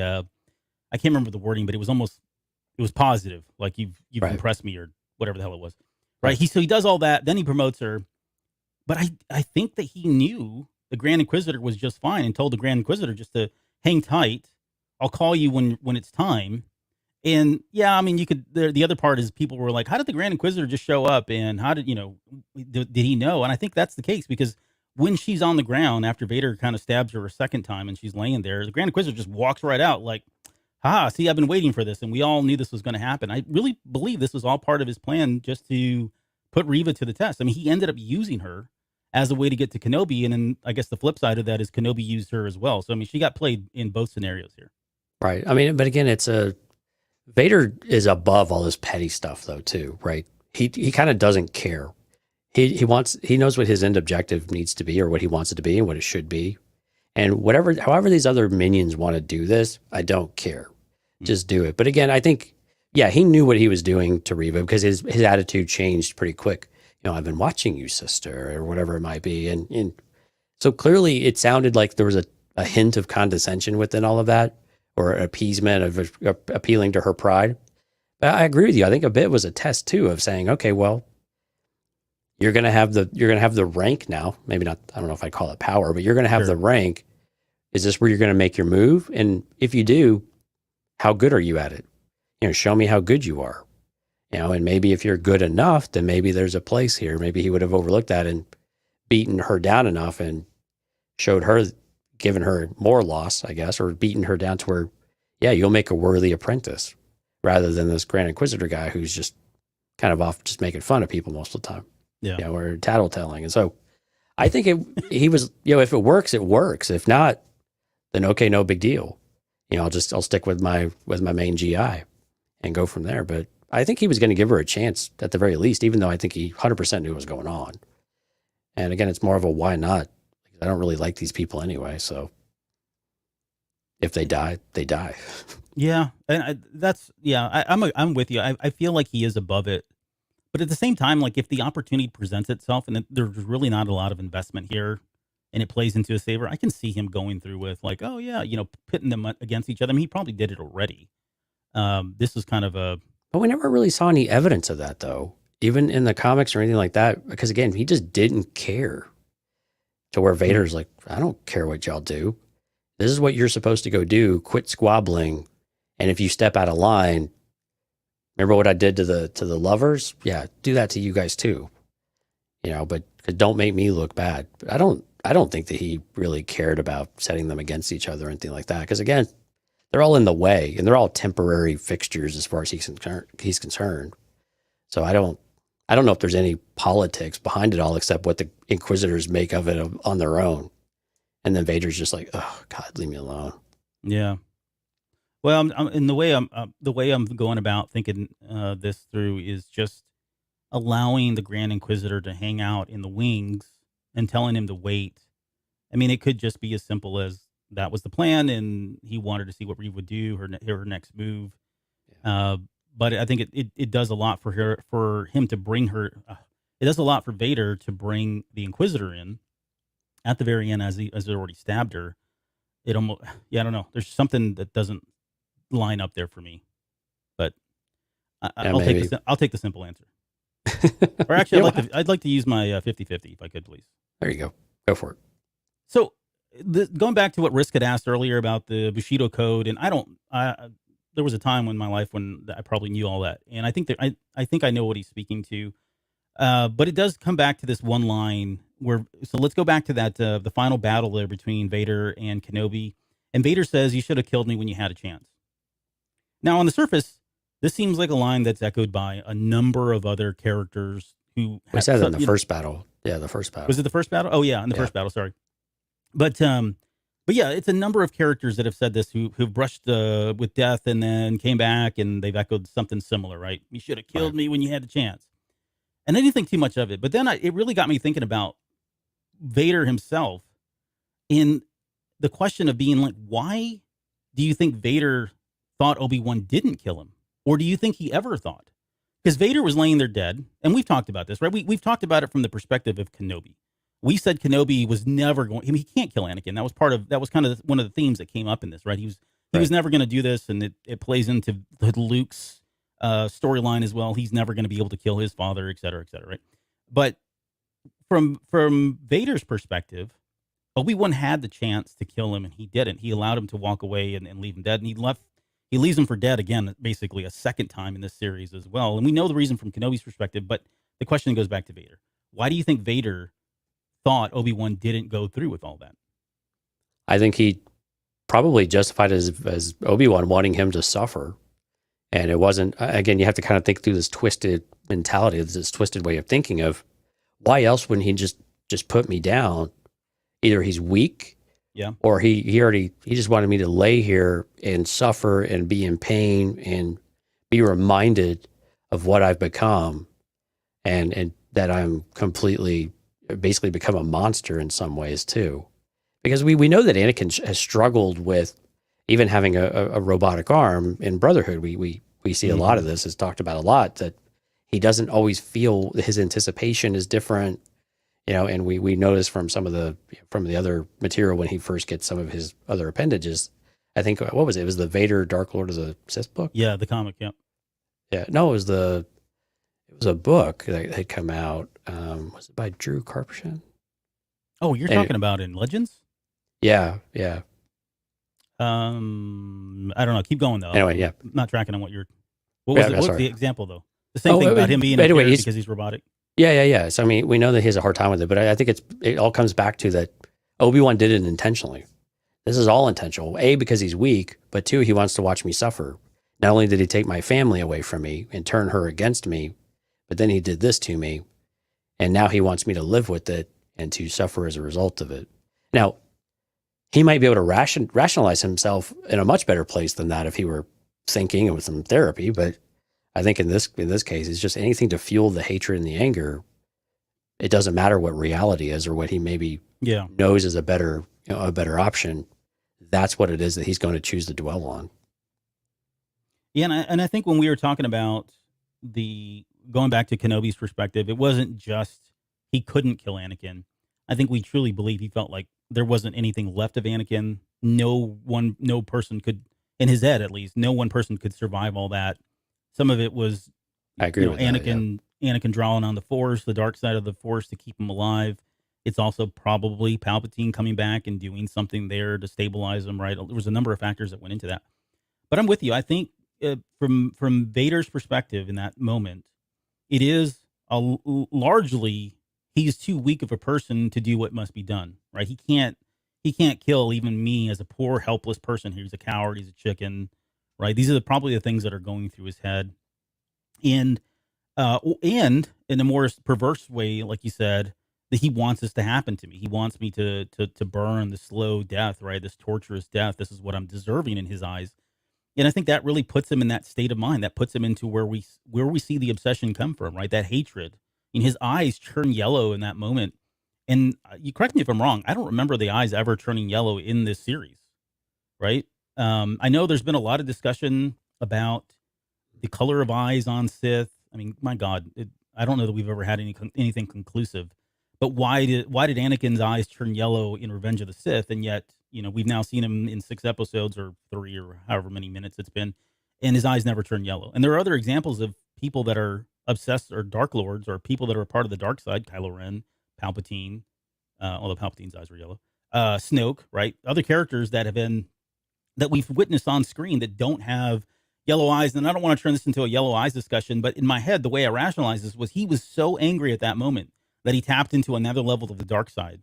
And it was probably fueled by these emotions of look at Obi-Wan walking away, the coward, look what he's doing to me. He wants me to burn. And that's when he screams, I hate you. And his eyes are fiery yellow. I think he was really at he was in a different place there emotionally and with the dark side because of that. Yeah, no, I agree. I think it's a degree of it to an extent, right? Because we know that Palpatine, when he was a senator and the chancellor, of course, he never had yellow eyes, right? At least not in public. His contacts is what he wore, right, to cover them up. But again, I think even towards the end, we definitely see Anakin with yellow eyes. It's just the color of the scene is difficult for us to see it. I think that the title card image we have here, you can see the ring around his eyes. I know our faces are covering it right now, but you can definitely see it. But again, in the back to tank, I mean, again, are they always yellow all the time, 365? Probably not. And again, I don't know that big of a deal of why that is, but I don't know. We don't see his face most of the time, so yeah, that's true. Why would there even be a debate about it in some ways? Well, I mean, I think in these scenes though, at the very end, I think he's definitely got it. So his eyes were yellow in Rebels when Ahsoka opened up the helmet, and then they turned blue, or they turned back to Anakin's eyes for a second. Right. But in this one, I don't remember his eyes being yellow when the helmet was exposed by Kenobi. Again, this is not the show. I don't want to turn into the discussion about Yellow Eyes. Although there is probably a show in there. Like I would like to at least get my thoughts out and put some of this to rest in my own head, but maybe another day. Okay, so let's get into really the meat of the show. Here we are now, the better part of an hour and 15 minutes later. But I want to talk about the duality of Darth Vader and Anakin Skywalker. So just kind of out of the gate, do you feel like anything changed for you? And like before the series, how about this? Before the series, what was your perspective on who Darth Vader was? Was he Anakin Skywalker and Darth Vader? Was he only Darth Vader? Is this a dual personality type thing for you in your head? Is it a all the same person? Is it the power of the dark side? What does that do to somebody like this? Because we know the light's there. We've talked about that enough. And then I guess, so coming into the series, what was your opinion of that? And now that we're leaving the series, and then again, coupling Rebels in that final episode of Twilight of the Apprentice, does that change your perspective on who this person is? Is he Anakin Skywalker? Is he Darth Vader? Or is he both? I think coming into the series, I expected this to be purely Darth Vader. But again, I think what we found out is that I think to an extent that was true. But I think with just Obi-Wan being around, it pulls all the Anakin out of Vader, it surfaces Anakin, right? Mm-hmm. Because it can't not surface Anakin, because all of his memories and experiences from most of his life came with Obi-Wan Kenobi. And so it makes a lot of sense that Anakin is definitely there, because they are effectively the same person. But Anakin is definitely willing them, or Vader is willing them to be different people, to where he is. If you think about this, like when you hear about people that say they have, we say someone has a split personality. This is Vader trying to create a split personality and differentiate himself from Anakin. And a lot of that's from Sidious or from Palpatine, right? I mean, he's saying you have to cast that aside. We see this from Ben Solo, right? He's literally trying to kill his former self, and Anakin, or Vader, I believe Vader, not Anakin, says as much right here, like, I killed him. And I think that's very much, he's trying to completely excise that part of his life, but that's futile because you can't do it. And so I think it just surfaces a little bit over time. And so we get to Twilight of the Apprentice. I think, again, there's not many reasons for Anakin to resurface, but what it does, he's gone through this enough now, and he's more mature in that kind of way, using finger quotes, that he can squash that down and use that for more manipulative tactics. Whereas with Kenobi here, even though that Anakin side comes out, the Vader anger and everything else can squash Anakin, pretty quickly. But again, he has to kind of work at it a little bit. Yeah, I still don't know that I have a conclusive answer. Like, I'm trying to think of other examples of characters that are, went from the light to the dark, or vice versa, really. And in most of those cases, I think it is a situation in that the character is still the character, but the dark side does consume them. It does bring out another personality in them. More. It's the whole idea of giving them another name, right? Yeah, right. So, and I don't think it works in my head. It doesn't, like, not to bring science again into this, or psychology. I don't really see it. Like, it does feel like it's different than like a multiple personality disorder, right? Or split personality. Right. I mean, this is a chosen separate part that you're wanting to basically encourage and stoke the fires, if you will, to create it or to build it up at the expense of the other one. So it's definitely more intentional. Right. Yeah, exactly. It feels more intentional. Now, again, there's aspects of the dark side that I feel, they talk about the dark side consuming you, right? And from that regard, I can see where, yes, it can take over and it wants to be its own thing, but I still feel like that character is still that person. So in a way, the way I would say this is, it's not necessarily multiple personality disorder or split personality. There's something mystical or magical or Star Warsy about the dark side coming into a creature and turning that person into another person without really being the science behind it. Now here's the example that I would use. You think about the Clone Wars and season 4 or 5, where Yoda, Yoda is going through the trials, right? And he's learning more about the Force, and eventually learns about how to commune with the as a Force ghost. But in that, he confronts himself. It's that whole when he was fighting Bane, right? he sees a version of himself. Yeah. And it's very similar, I think, with Rey. It's the darkness within, right? Yeah, the darkness within, right? And you can visually see what a dark side Yoda looks like. And I think the dark side has the ability to create that person or bring that persona, right? That person exists in all of us.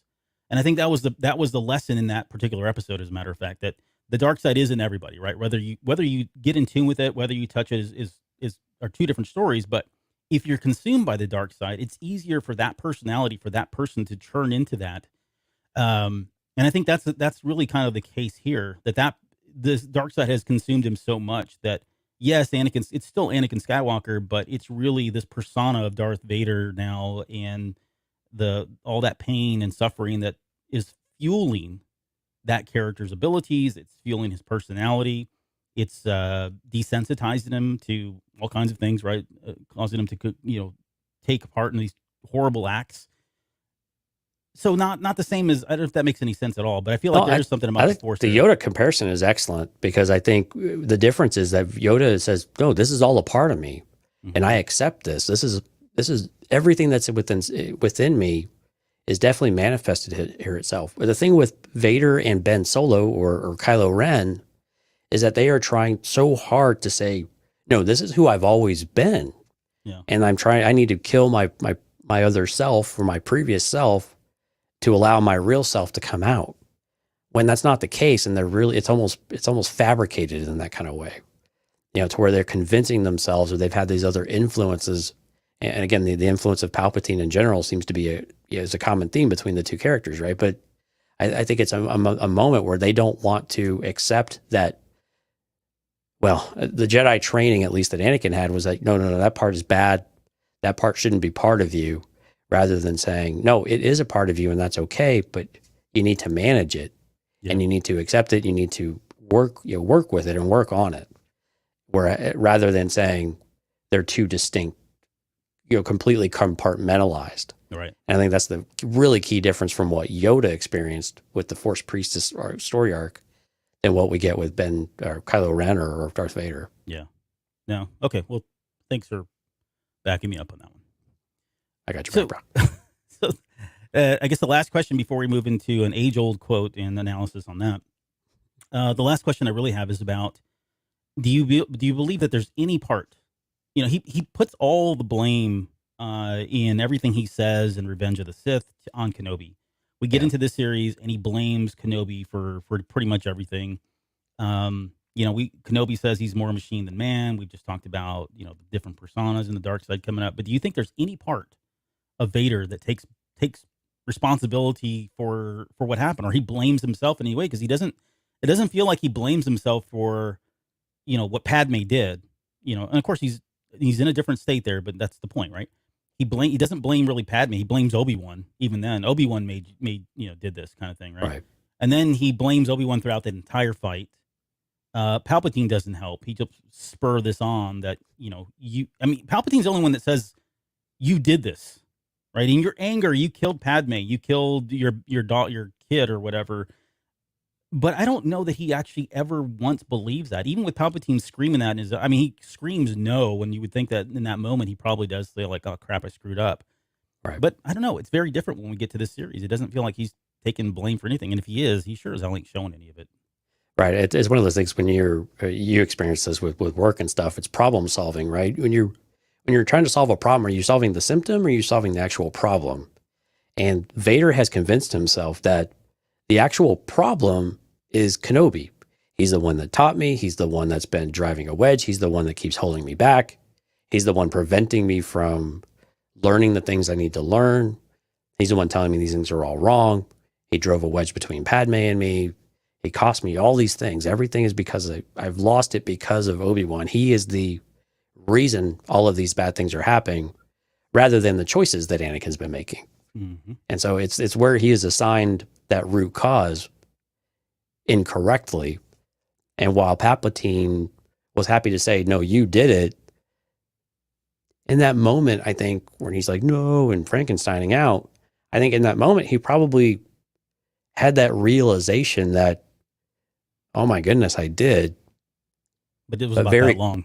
Yeah, but very quickly, it was like, no, Kenobi did this. Mm-hmm. And it's Darth Maul all over again, right? It's the same, very similar arc in that regard of Maul continues to hold Kenobi responsible for his fall from grace with Sidious, right? Taking what was his, the suffering he had to experience in the gutters, right?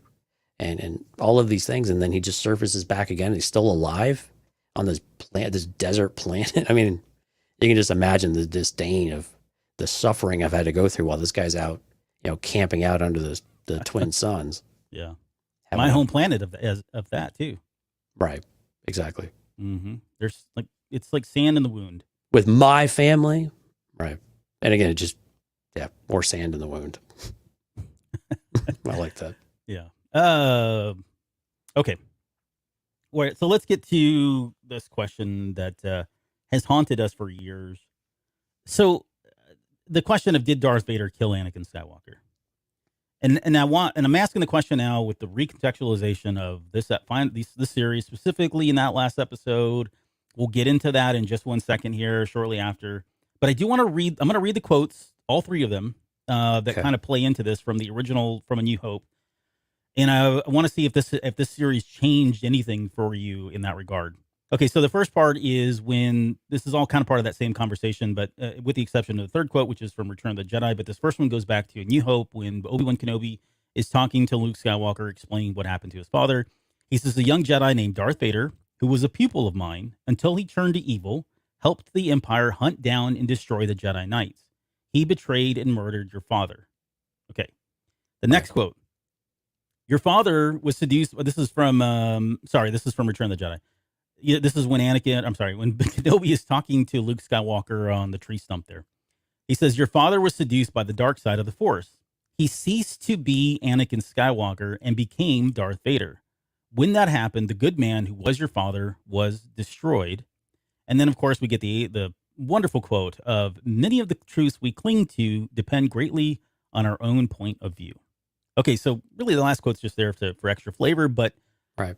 If you go back and look at the word choices here. Now, I know, don't at me, I get it. This was written in 1975, 76, right?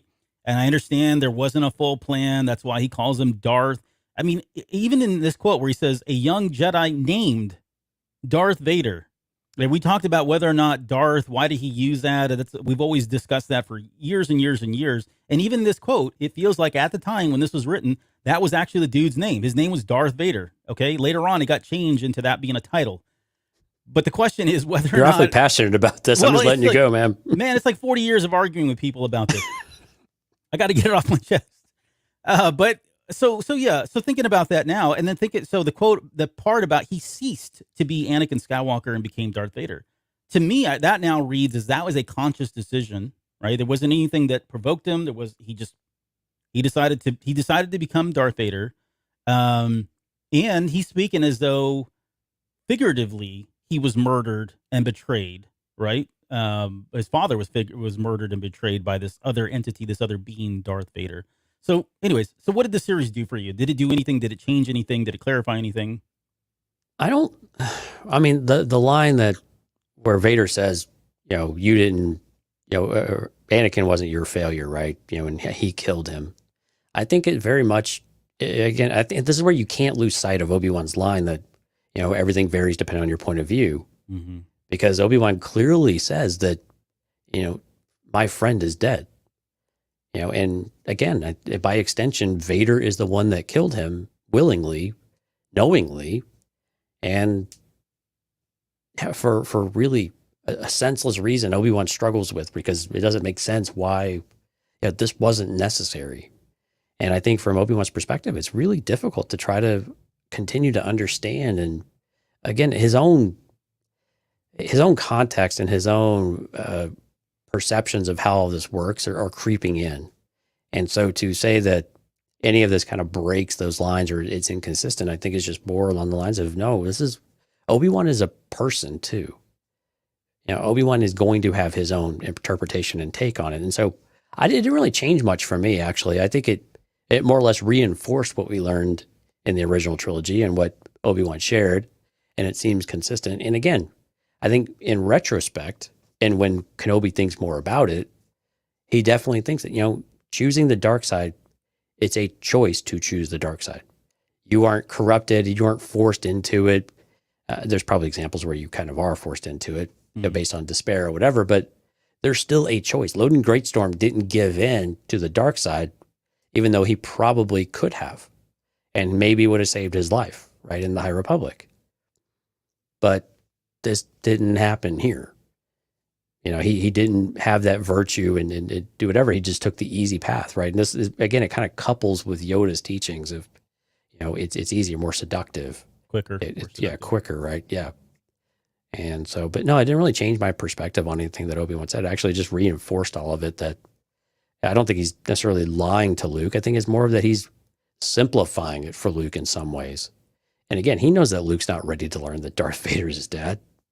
I mean, 19-year-old kid just kind of came up out of nowhere anyway. He knows who you are, but you don't really know much about him. And then you tell him, oh yeah, by the way, he's that really nasty guy in the black costume over there that's, you know, hacking people down. Mm-hmm. So yeah, he's protecting Luke. Yeah. Yeah. I mean, that's exactly what Alex just chimed in and said.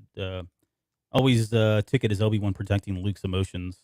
Yeah. Which given that he's Anakin Skywalker's child, that would be first and foremost in Obi-Wan's mind, right? He knows what Anakin's emotions and his attachments did to him, and so yeah, he'd be. And Luke has no training at this point, right? So yeah, he's a wild card. Yeah, right. And that's, I mean, Yoda says the same thing, right? No patience. You are reckless, is what he tells them, right? This is all they're basically saying the apple didn't fall too far from the tree here, and so that's why it's a very risky decision. And there's that line of, there's another, because they were still not sure if this was going to go the way they thought it was going to go, given that he just decided to up and go save his friends. Right. So Yoda's like, man, we should have started with her. Yeah, Kenobi exactly. Was like, damn it, I had a chance. And Obi-Wan could have testified and said, oh yeah, she's great. Trust me, I've worked with her in the past. I highly recommend her. I'm not touching that. But no, that subject at all. Let's go with the other guy. Right.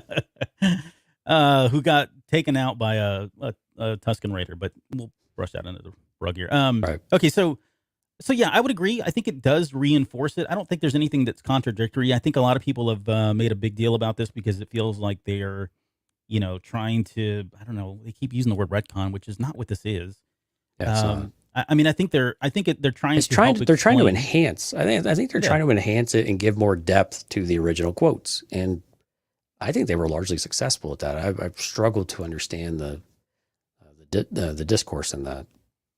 So, the thing that it does for me though is I always thought it was weird that, probably for my own personal reasons, but I always thought it was weird that Obi-Wan Kenobi was so hell-bent on Luke Skywalker's mission being, you have to kill him. Like, because he says you have to defeat Vader, you have to destroy him, you have to kill him. And to me, that it didn't really reconcile, other than the fact that it was Darth Vader. He was this evil Sith, and he had already lost faith that Anakin was the chosen one, that it was Luke Skywalker, and that because there was a Sith, the only option was for him to go and destroy the Sith, right, to bring balance to the Force. I get from that perspective where Obi-Wan's coming from, but it did feel really weird for me. But it does help rationalize this for me, because he tells Luke to go kill him, right, to go kill Obi-Wan Kenobi, because if you come back to this quote here, right, about he betrayed and murdered your father, and then you add that in with the lines of Ben saying, Anakin, Vader says, Anakin's gone, I am what remains. Ben says, I'm sorry, Anakin, for all of it. And then Vader says, I'm not your failure, Obi-Wan. You didn't kill Anakin Skywalker. I did. The same way I will destroy you. So I think for me, that punctuates it, right? That line punctuates the fact that Kenobi is now moved past the fact that Anakin is even out there. Like, I have no doubt he doesn't believe Anakin's even there at all. Otherwise, I think it would have been a different message to Luke about, there's still good in him. You could probably churn him. No, it's all like he sat down and said, you're going to go kill your dad. And if you can't, then the Emperor's already won. Like, that's pretty harsh. And and Luke was probably ready for it, that discussion at the time. But it was so black and white for Obi-Wan Kenobi, because I feel like because of this now, because of that scene and that line, he put that to rest. He put it to bed and said, that guy's gone. There's no part of him anymore that's Obi-Wan Kenobi. And so really the only thing that's left to do is kill Darth Vader. Right? Anakin Skywalker does not exist at that point. Right, but the part that Obi-Wan was wrong is if he kills Vader, Palpatine wins. Because Luke takes his takes his father's place. I mean, Yeah. that's the irony part of it, that the only way to kill Vader was to save Anakin, right? Mm-hmm. And I know we've skewed way now into the original trilogy, but But so yeah, beyond that, I would say, yeah, all of that makes sense to me. I mean, I think it does reinforce a lot of that. But I think this gets back into, I guess, a question that we've already discussed, but now having seen the whole series, had a chance to sit on it, we talked about this enough. Do you still feel like there was any part of Anakin Skywalker that came back to say that line of, "I'm not your failure, Obi-Wan"? Because this is, "I'm not your failure, Obi-Wan." Well, who's that? Who's talking? Is that Anakin Skywalker or is that Darth Vader? Why would he say Vader is a failure if it wasn't Anakin? I guess is where I'm going. Like, did it change anything? Do you feel any different now about that? no, because when I am not your failure, meaning the creature that Anakin had become wasn't the result of all the things that Obi-Wan did. It's almost like Vader finally accepted, like, no, this was the choice I made. When I killed Anakin, this was my choice that I did, and this isn't a failure. This is your greatest feat, right? This is your greatest creation, effectively, even though he's wheezing to death and all of that good stuff. But again, I still don't think my perspective has changed. Was it Anakin coming through, or was it Vader? I still think it was just manipulation of Vader, given the state he's in. Because I mean, I don't know. I guess there's a small part of me that says, okay, there's a very real conversation that, Anakin was there for a moment, and then Vader was like, nope, you've had enough of a say. But again, why Shut up and sit down, dude? Right. But if I'm Obi-Wan, then I'm like, well, then Anakin is still in there too. And that's why I keep thinking, like, no, this was all Vader setting Obi-Wan up, saying, it's okay, old buddy, old pal, it's fine. But no, I killed him. Thank you, for helping me find out who I truly was. And I think that's where he knew that would be the last thing to just completely destroy and just turn the knife in Obi-Wan Kenobi to saying, no, the guy you knew is no longer around. There's nothing redeeming about me. You're on mute. I'm not on mute now. I still think I'm gonna pause so I get some time to edit that out. So I think nothing's really changed for me too. Like, I do feel like that was Anakin, even if it was for a brief moment, coming up and saying, "It's okay, you didn't do this. This guy did, right?" Or, "You didn't do this. I'm not your failure," right? And I think that's Anakin speaking literally. And then, like you said, Vader saying, "No, go away. I did," right? He finished that sentence for him, and that was probably the end of it. And I don't know that it makes a difference one way or the other. I think whatever happens in that scene. But that would suggest more of like a split personality of sorts. Well, then, like I wouldn't it? said, if from a technical perspective, psychology perspective, sure. But I've already explained. I think it's the Force, right? There's something different about. I don't see it in that sense. I don't know if maybe I didn't make a good enough case for this, but I don't see it as a multiple personality. I think it's more about the Force having a play in that personality rather than being psychological. So, but where I was going with that is, I think that was Anakin Skywalker coming up, Anakin Skywalker coming up saying, "I wasn't your failure, Obi-Wan. You didn't kill me," and then Vader finishing that sentence and saying, "I did," and that was enough for Kenobi to go, okay, now, because he says, "Then my friend is truly dead." Like, okay, this is the end of it. Whether he believes it or not, right? Whether he believes that was Anakin Skywalker, maybe he doesn't. Maybe he doesn't even think it that. Maybe, like you said, maybe he just sees that as that's Vader talking 100%. But it's just something about the lighting that I don't understand why they would do that without kind of signaling that was happening. I mean, maybe they did it for dramatic purposes and all that, but the timing is just too coincidental to not think that there was some part of Anakin Skywalker that crawled its way to the surface to be able to finally have that conversation and absolve Kenobi of any wrongdoing here. Because going back to the question, does Vader take any blame for this? I don't think Vader takes blame for anything. Like, he does. Oh, he's the savior. Yeah, exactly. In that one moment, like I said, when Palpatine tells him that he did all that, I'm with you. I think for that one split second, he probably did, but he blames everything on Obi-Wan Kenobi. I think Right. the Anakin Skywalker, the good man that Kenobi talks about a little bit later, would be the only person that would be able to take blame for this and say, okay, yeah, I screwed up. This is my fault. And I think that's what we saw there. And that was probably that was what ultimately allowed him to be a Force ghost and make its way. I'm not going to say redemption because he never really go through that, but Right. that was the part that was still in him that allowed him to kind of go on and become that Force ghost. Okay, so let's wrap this up. Let's talk about the final thoughts here. The questions of what kind of Vader do we see here at the very end of the series? From this point, he's going to go into Rebels, unless they throw in something right with the comics and all that. He's going to go into the Rebels timeline, and I don't know that he's really any different here. I mean, he's still pretty powerful. He doesn't show up a lot in Rebels. There's a couple moments where he does. He's riding TIE fighters at this point, so I mean, come on, his powers are continuing to grow here. He's definitely worked on his presentation and his ability to make an entrance. Yes. His entrance abilities, yeah. But do you feel like at this point who is this Vader that's going into this new Rebels era? And, what's different about him? I mean, outside of the obvious, meaning I think he's put this whole obsession with Obi-Wan. Well, hold on.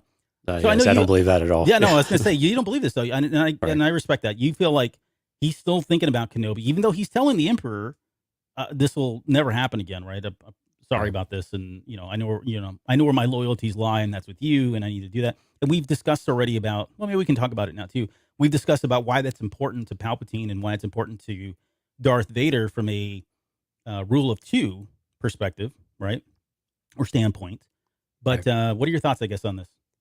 Well, I think the thing is we've seen Vader do things on the down low behind, quote unquote, behind Palpatine's back, trying to build his own army, trying to, with droids at one point. And again, there's a lot of comic books with Dr. Aphra and some of that.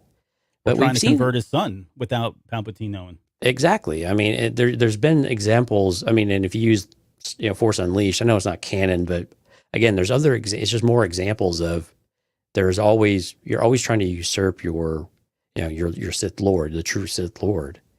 And I just don't, that he would try to mask that. He's masking so many things from Palpatine and telling Palpatine what he wants to hear. And Palpatine knows better, I think. But at the same time, it's still this idea that he is still subservient. He is still backing down and knowing his place. Even if Vader might think it's building more time. But again, all it's doing is serving the Emperor in other ways because it's building his hatred and his anger and making him, presumably stronger. And so that I think Palpatine has no expectations that he would actually drop the Kenobi obsession. It's more of a thought that putting in his head that, this is making you weak. Your desires are taking over my commands and my will. Is that really what you want to do? And again, these are kind of mind games that he plays, but I think it's always there. And again, when we see Kenobi show up and he senses him in A New Hope, the obsession it picks right back up. It's always simmering under the surface, but over time it probably got a bit less because Kenobi disappeared off the radar. But just because he's told to stop, Vader never really stops or lets go of anything. That's like if he were to say, well, don't think about Padme anymore. Well, he's still going to think about Padme. Yeah. And I do. So I don't is his obsession active? No. Right. But I think it's always there because it's what fuels Vader. Padme and Kenobi are what fuel Vader and eventually his hatred for Palpatine. And his desire to find his son, Luke. I mean, that. Yeah. And then, and absolutely later on, that very much is the case. So I don't disagree. I still think he definitely thinks about it, and all of them really. Padme, Kenobi, Palpatine, Anakin, or Luke, all of that still plays into it. To some extent, it feels like he is just kind of placating the Palpatine, right? Trying to get him off his back. I think he does feel intimidated. At least he does feel like, well, I may have gone too far. I may have crossed the line here. I'm on the radar now. Dad's pissed because I'm not spending enough time with him lately. Right. I think that's part of it. I think there is some truth didn't mow the in that. lawn after I was told to. Exactly. Yeah, and it's been 2 weeks now. So I think all that is true. I think he does still he is just saying all of that. I think there is a part of him that really kind of, because of that confrontation, and because we don't have anything, there's nothing that says he continued to look for him in any way physically Right. at that point. We could all be right and wrong at the same time. Exactly, which is hard to say. But it does feel, because he is, because he goes into Rebels, until some more material comes out, it does feel like he's at least gone a little bit undercover here, right? It's not as overt as it's been, especially in the series, right? He doesn't want to make any more waves of Palpatine, because I think there's still, and that's again to bring this up, but there is a part of us that we've discussed about the rule of two and the importance of Vader focusing his death efforts on Palpatine and making Palpatine stronger through that, and vice versa, right? So there is part of that. It's probably so, subcontext, because most people don't really understand the rule of two to the depth that they went through. And again, that's Legends. It's not technically canon. Right. Other than the mention of always two there are. So I don't think they're probably playing into that, but I can see a case being made for where some of that plays into.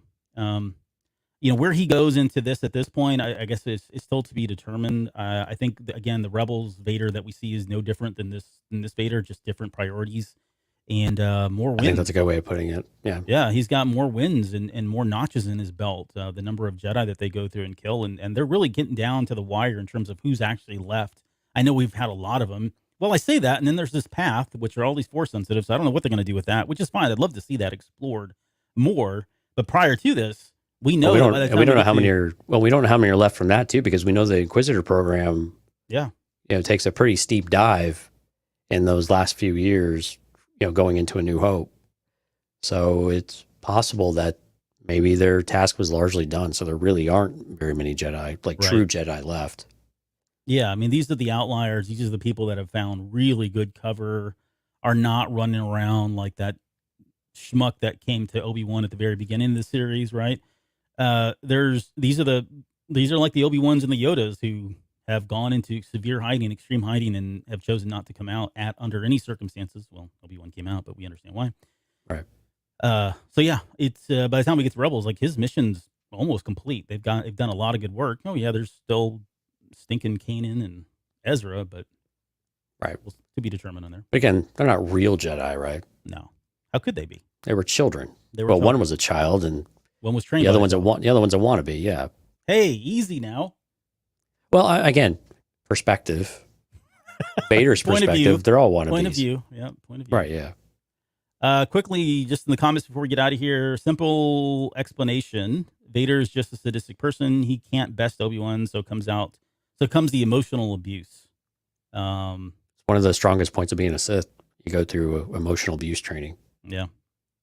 And Travis Mitchell is with us tonight. He chimed in and said, I was always one who struggled to understand the transition between Anakin to Vader, back to Anakin.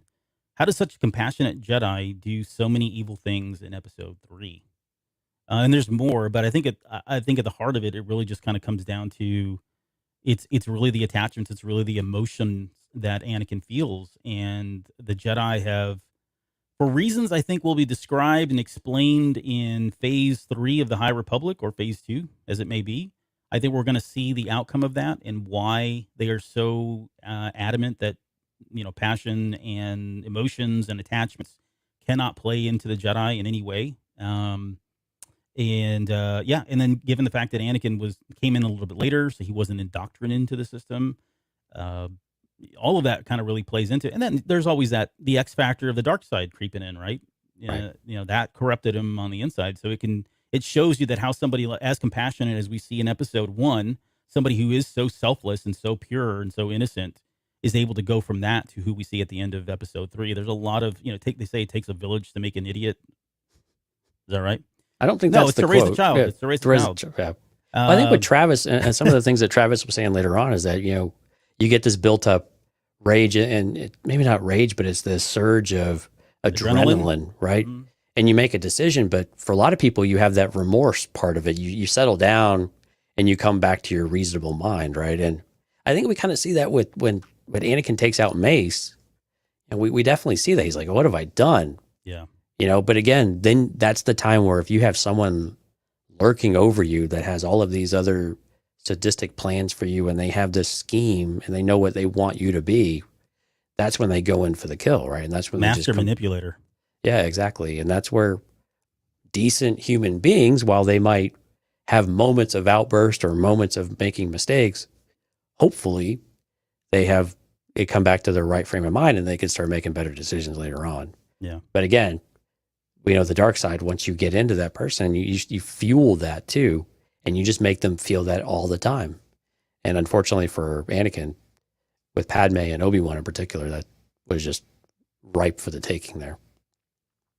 Yeah, I mean, they don't have that. The dark side literally like chips away at your resilience.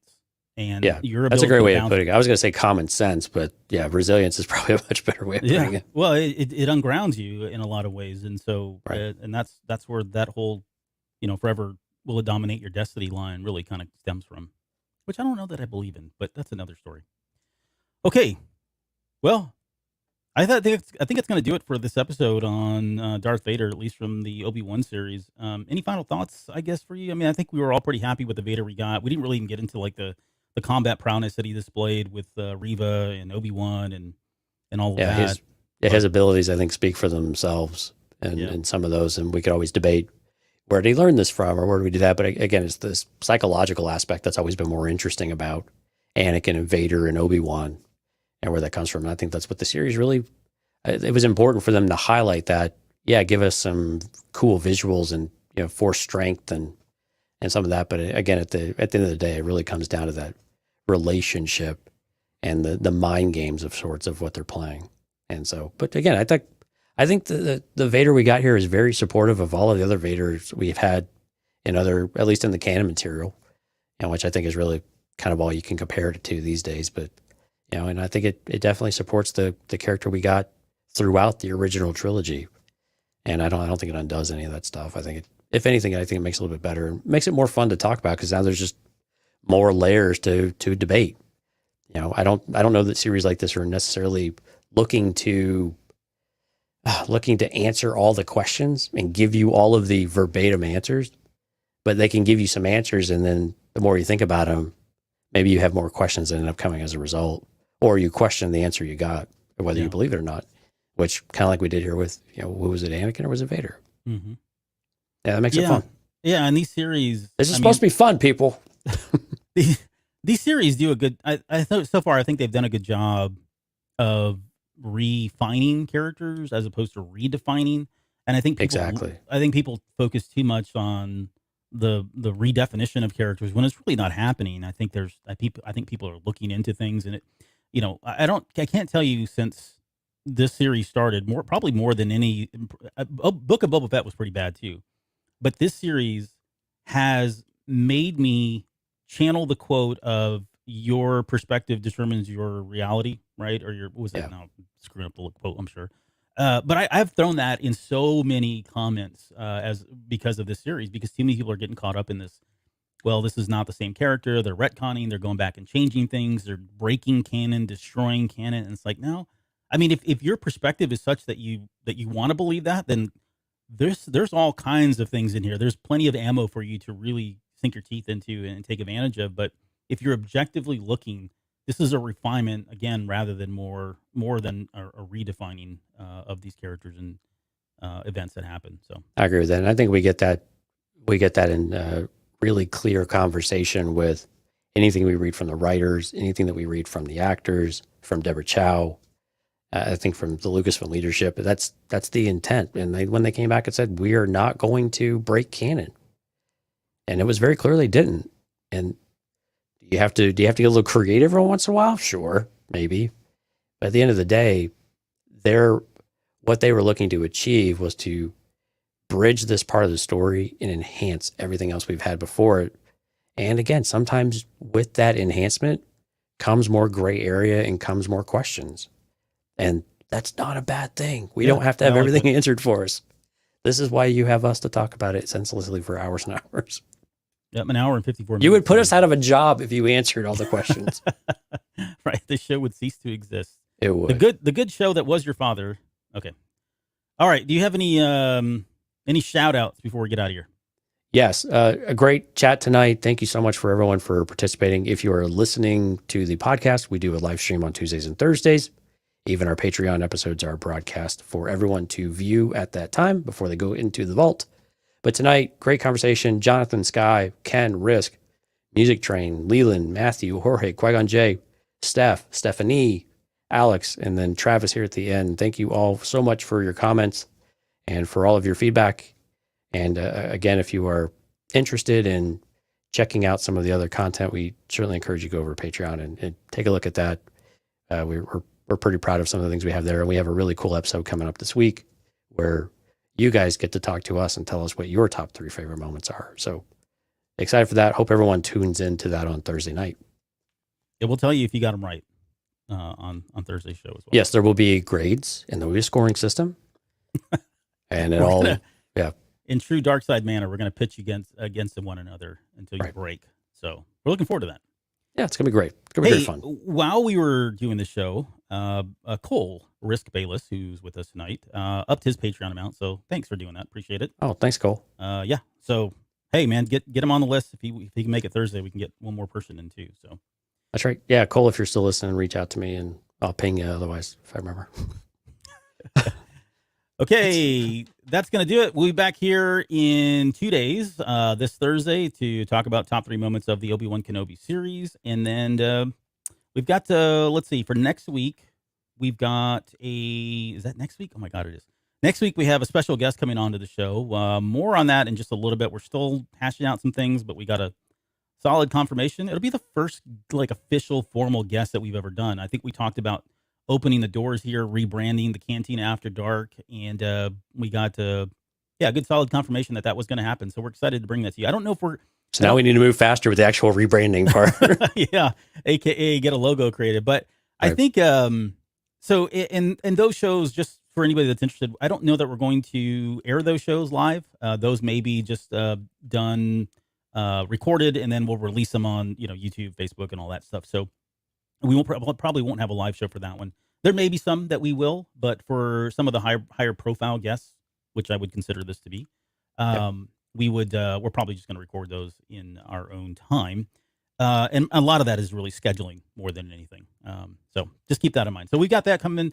And then, of course, we'll have a normal show on Tuesdays and Thursdays, which we'll tell you more about come Thursday. Okay. That's it. That's all I got. Any final things before I get out of here? Goodbye, Darth. We'll see you next week, or see you in 2 days.